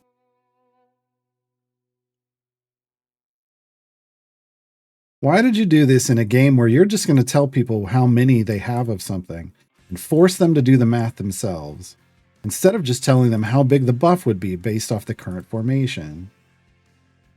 Oh, so angry that they still haven't given us that quality of life upgrade. Because then I wouldn't have to make these tables. You know, this is it. I'm just doing it this way. And it's a shitty subpar option, but the real solution to this is that they need to give us the quality of life option to stop giving us numbers and just give us the math.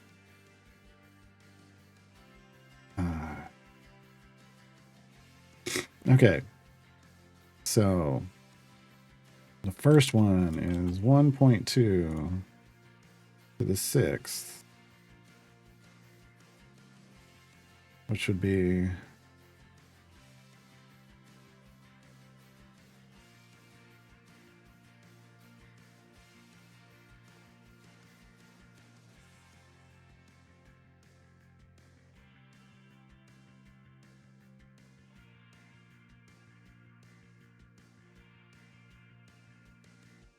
really?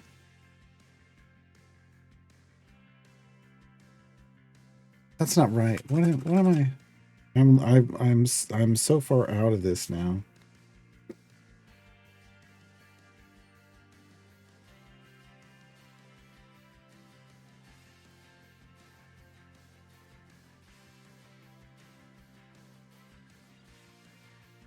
No, because it wouldn't be. It's because it's.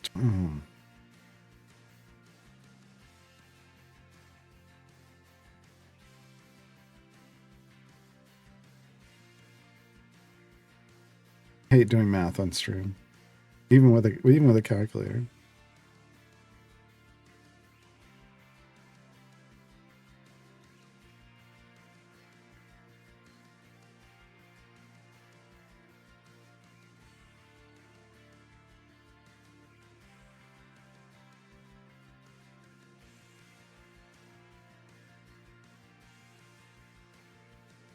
No, it's 199%. Right? Someone just double check this first one before I start doing the rest of them. 1.2 to the 6th is 199%. I'm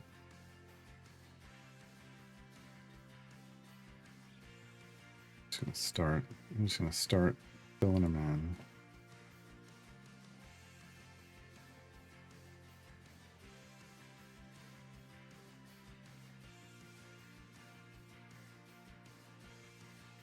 Oh, I'm not doing patron chores on my main account. I'm just gem farming.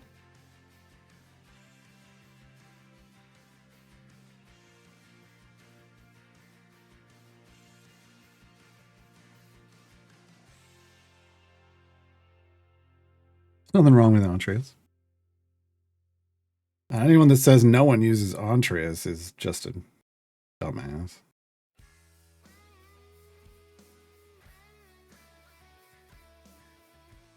Because what they're saying is like hyper end game, the biggest pushing formations don't use entrees, but that doesn't mean shit for 99% of the game.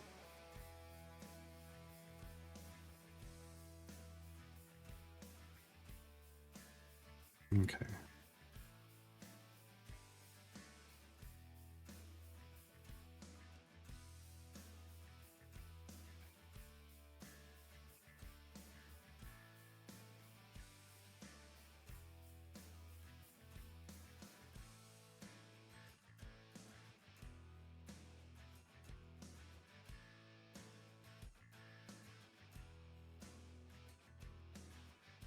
What are...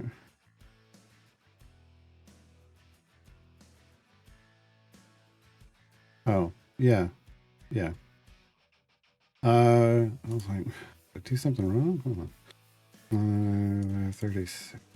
No, we've already moved on. I just needed to make sure that first one was right. It was.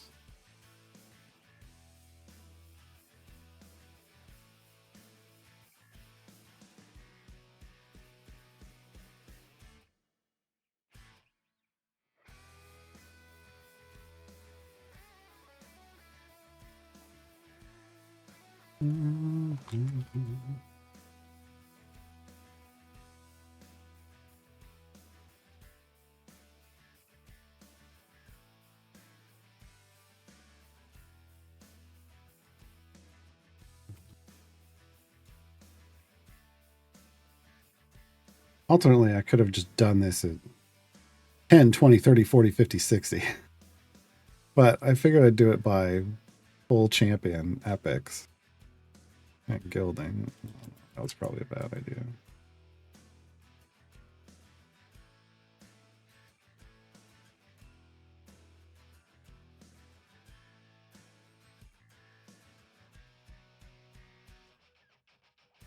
Nope. Nope, that wasn't.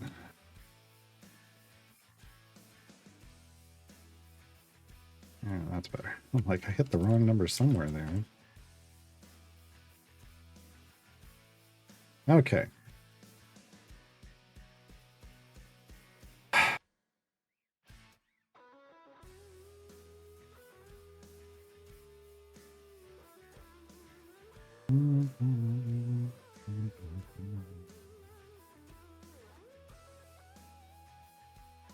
I'll make a spreadsheet to quickly compare. Sure, because then you can do all the numbers. Yeah. But I can't put a spreadsheet. I can't put something that big into a Reddit post.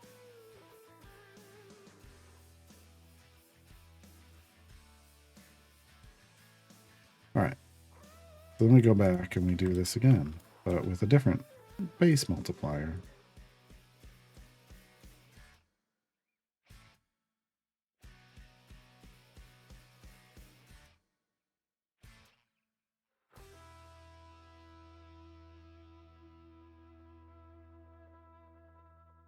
You can see at 12, we're almost better than what 18 is. So there's at least a good idea. Like, you know, people can, you know, fidget a little bit. If they want to get it perfect, they can do their own math. But if they want to get close enough, we got their back. That wasn't. Okay.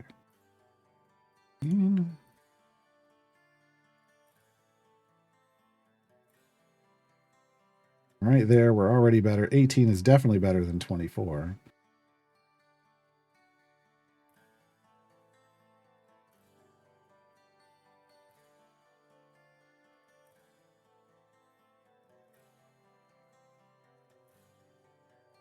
That's way better than 30. There's obviously a big jump there, though, right?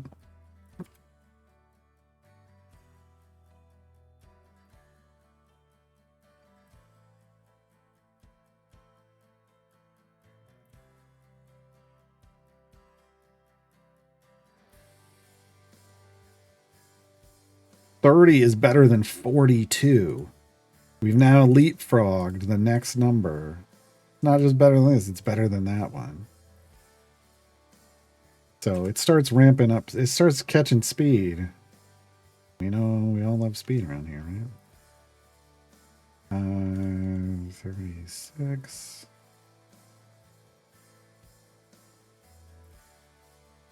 Jeez.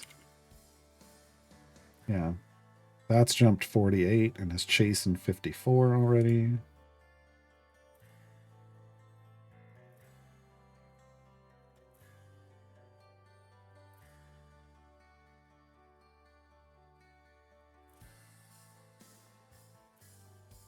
And at 42, we've already beat 60. So Shiniest beats this out early, right? The max of over here.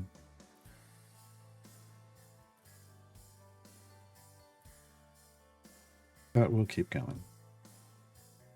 Why do I need to keep going? Honestly, why can't I just stop? I guess just to demonstrate how much bigger it gets, because that's going to be the biggest one. Never going to get, it's not going to get bigger than that. Oh, I guess we still don't know like where the high point of the middle is. Yeah, that's true. Okay.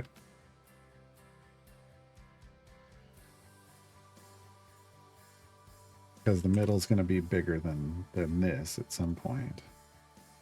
Jesus, that... Wow, it jumped so much. All right.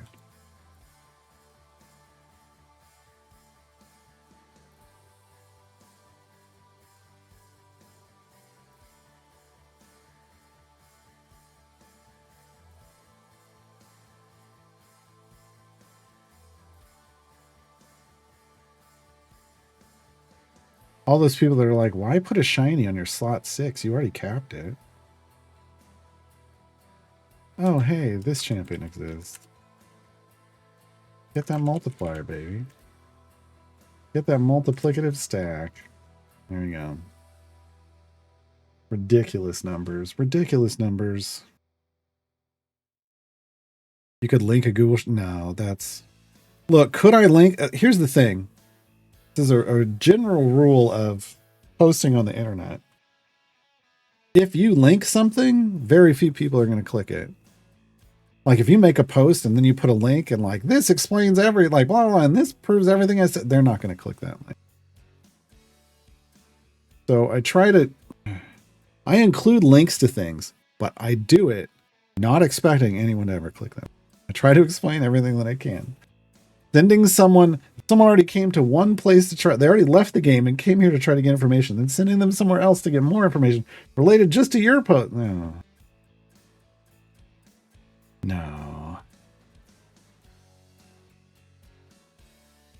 They just don't, people won't keep chasing that information.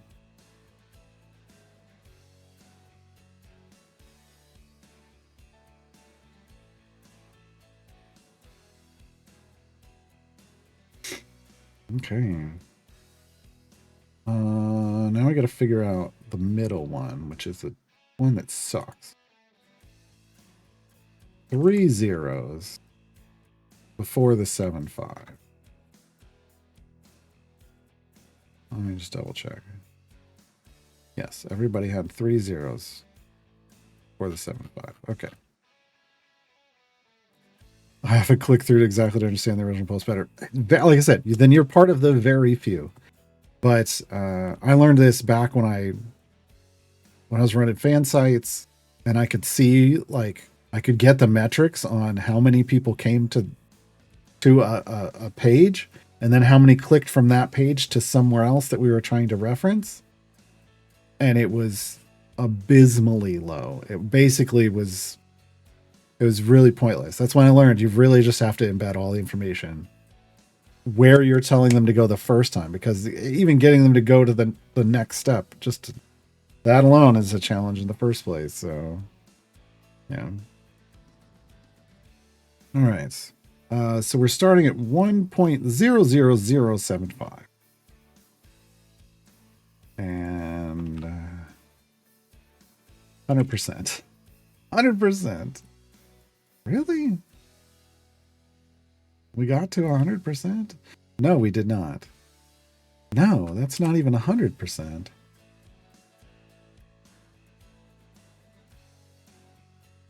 Zero point.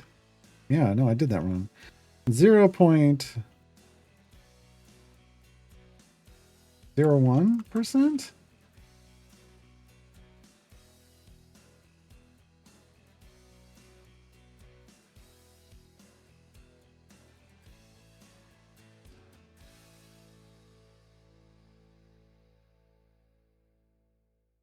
I think that's, and that's me being generous and rounding up. Someone can, yeah, that's right. I'm sure that's right, because they don't, you wouldn't do this one ever at a low number. 1% again.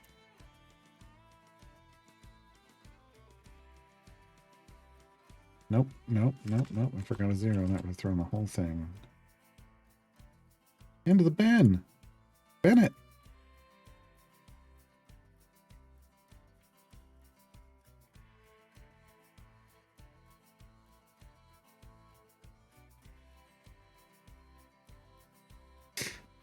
They're like, how is it the same number? It's not. I'm being generous and rounding up. I'm being generous and rounding up.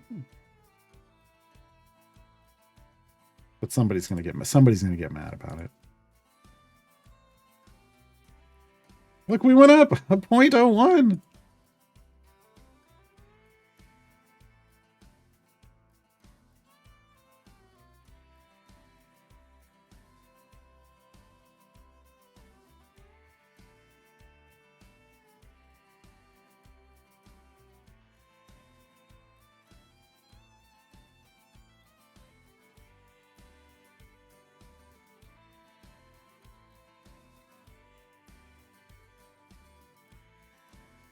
Hey, we hit 0.03. None of this is relevant, but it's important to show people how irrelevant these low numbers are to this middle spec.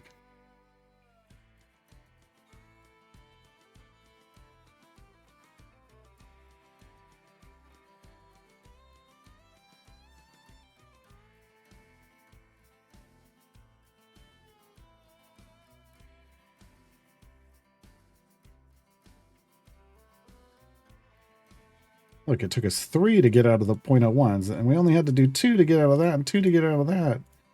Progress. Progress. Still 0.04.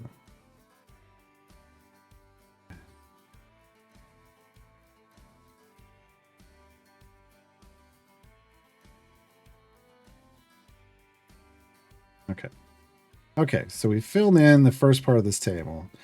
Now, what we need to figure out is at what point do item levels break some of these numbers?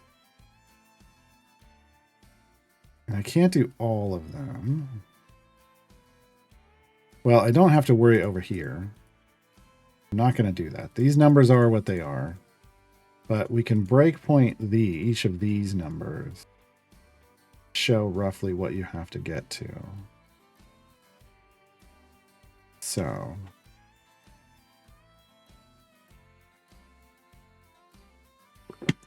is that what that? Oh, come on. 2 1 4 5 9 2 5 6 3 8 1 6 3 8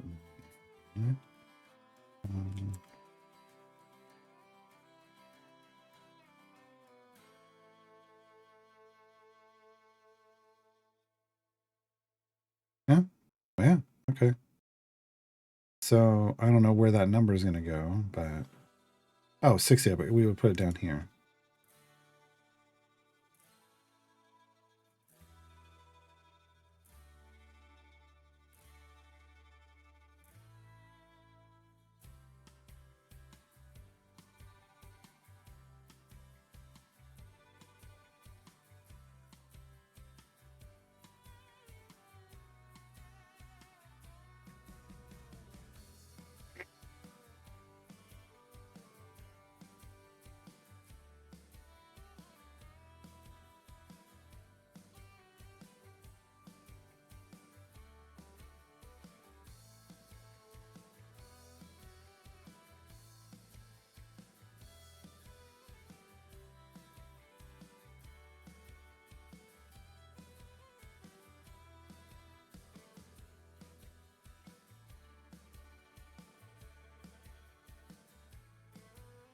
I mean, if you're at the cap, then the right hand spec is always the highest. If you're at the cap for everything, then shiniest loot is always going to win.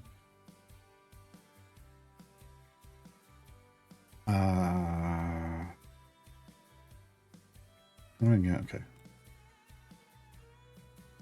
A little bit of trial and error. There's probably an easier way to do this, but we're just going to trial and error a bit.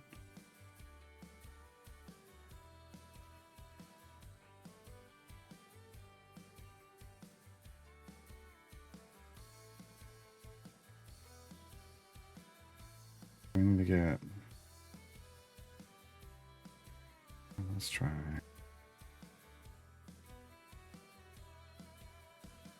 Well, that definitely did it. We want to come back a little on that one.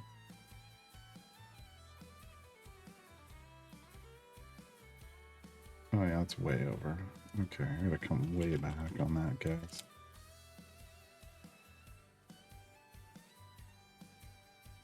Nope. Okay. Okay, good to know.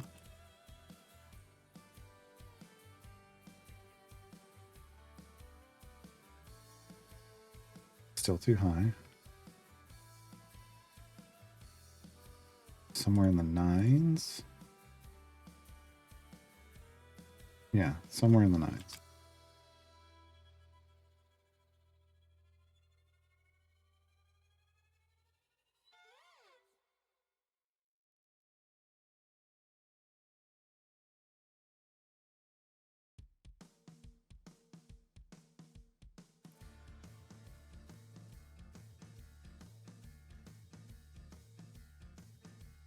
Basically it.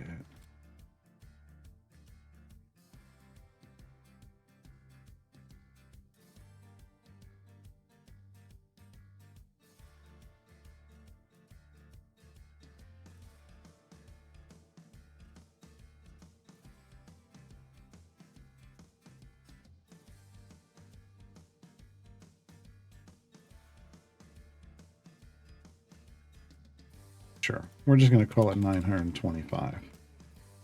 That's what we're going to call it.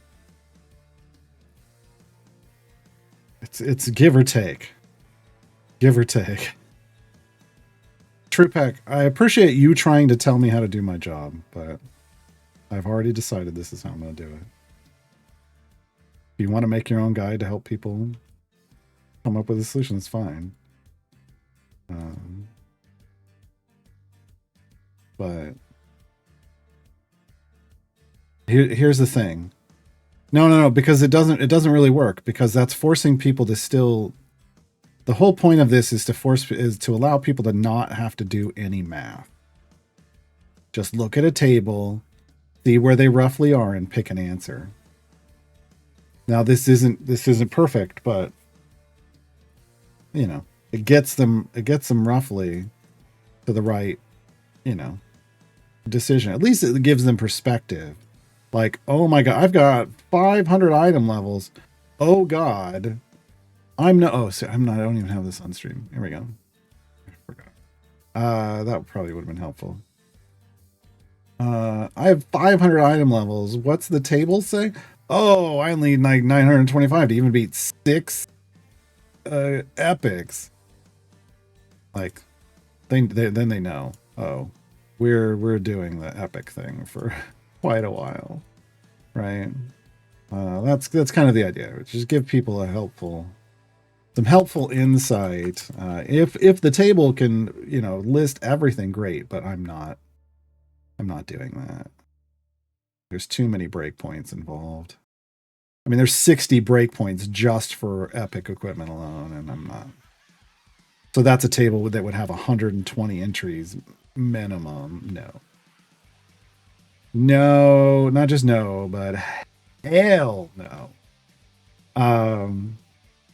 Okay, so we're gonna do. Let's see, what's 1500 look like?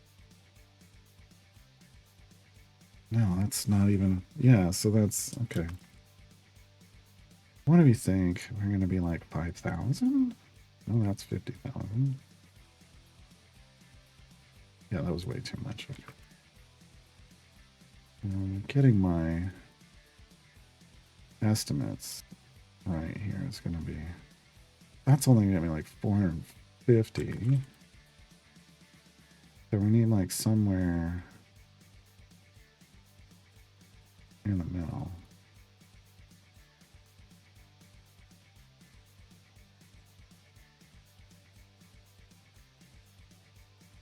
Okay.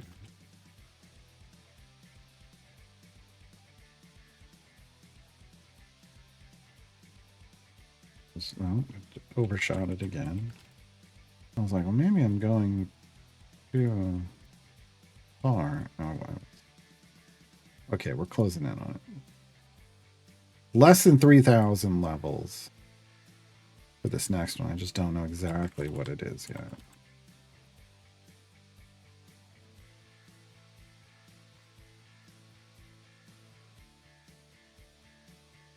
Oh, we're almost there. Oh, wow, that was a good guess.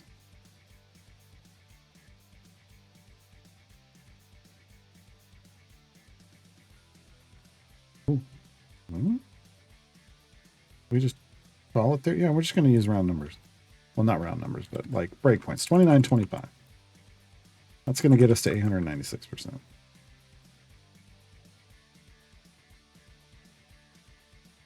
Including this guide is a helpful Python program to help you to find the answer.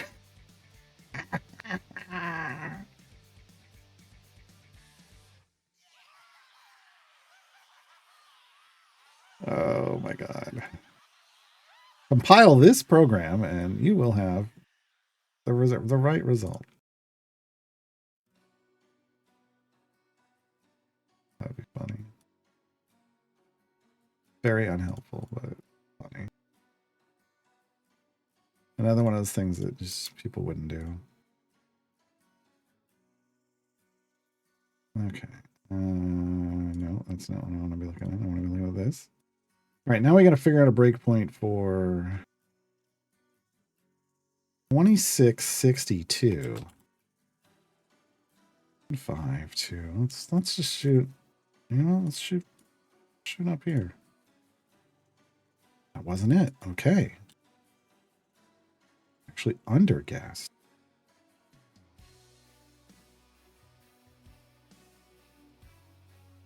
But nope, that was the wrong. Why did I? Supposed to be like this much, right?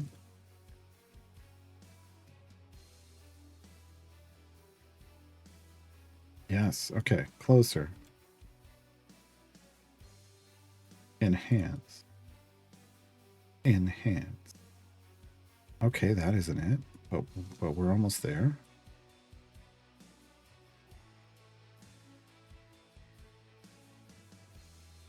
No.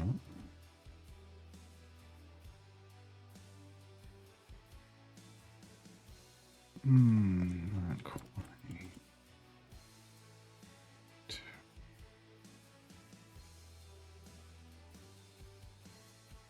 Close enough. Close enough. 4,400 is going to get us to 2,708. That's going to be close enough.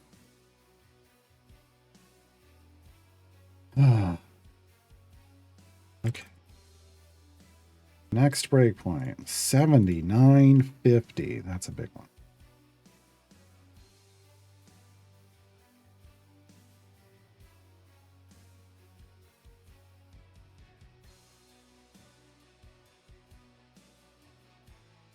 Oh no, I overshot that quicker than I thought I would.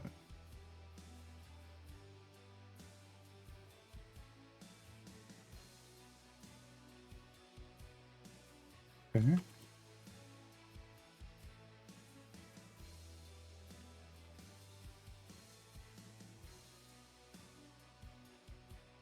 And that was under. Okay. Thought it was going to be right. Yeah, I thought I would have gone too high there. Close enough. All right.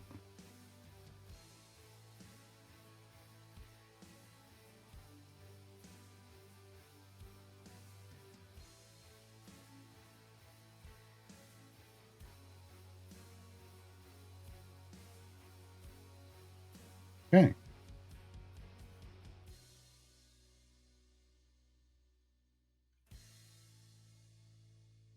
I will say the breakpoints are getting, like, it's scaling better.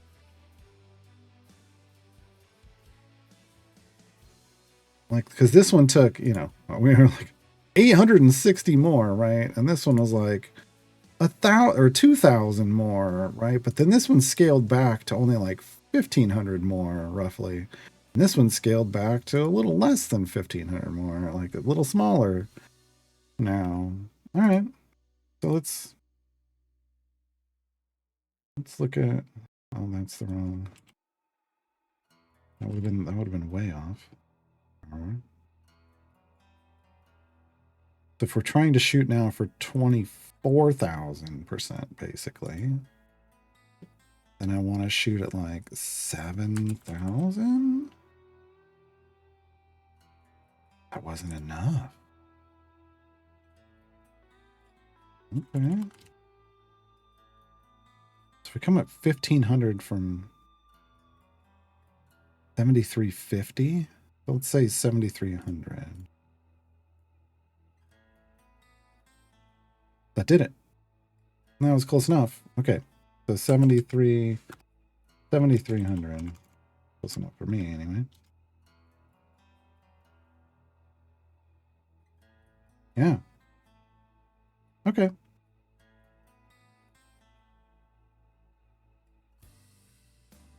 Yeah, I mean, it was going to be in that neighborhood, so I think it's scaling around there at this point. That many item levels to increase. We're at the end of the stream, though, so I will finish this off stream later.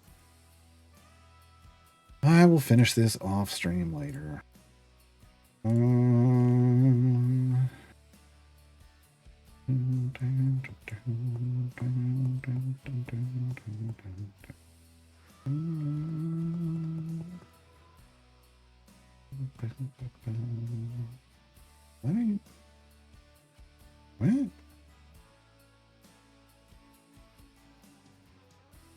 All right. Tomorrow. What are we doing tomorrow? We'll be unlocking Azaka tomorrow because I will have finished Azaka's first session part 1. It's just going to slowly cruise along while I eat dinner and watch TV.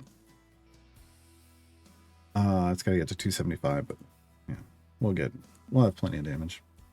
But tomorrow we'll unlock Azaka, and then we'll prep the other guide, Grimm's Guide. We did most of Beetle's Guide. I guess we'll finish prepping Beetle's Guide either tonight or tomorrow, and then also do Grimm's Guide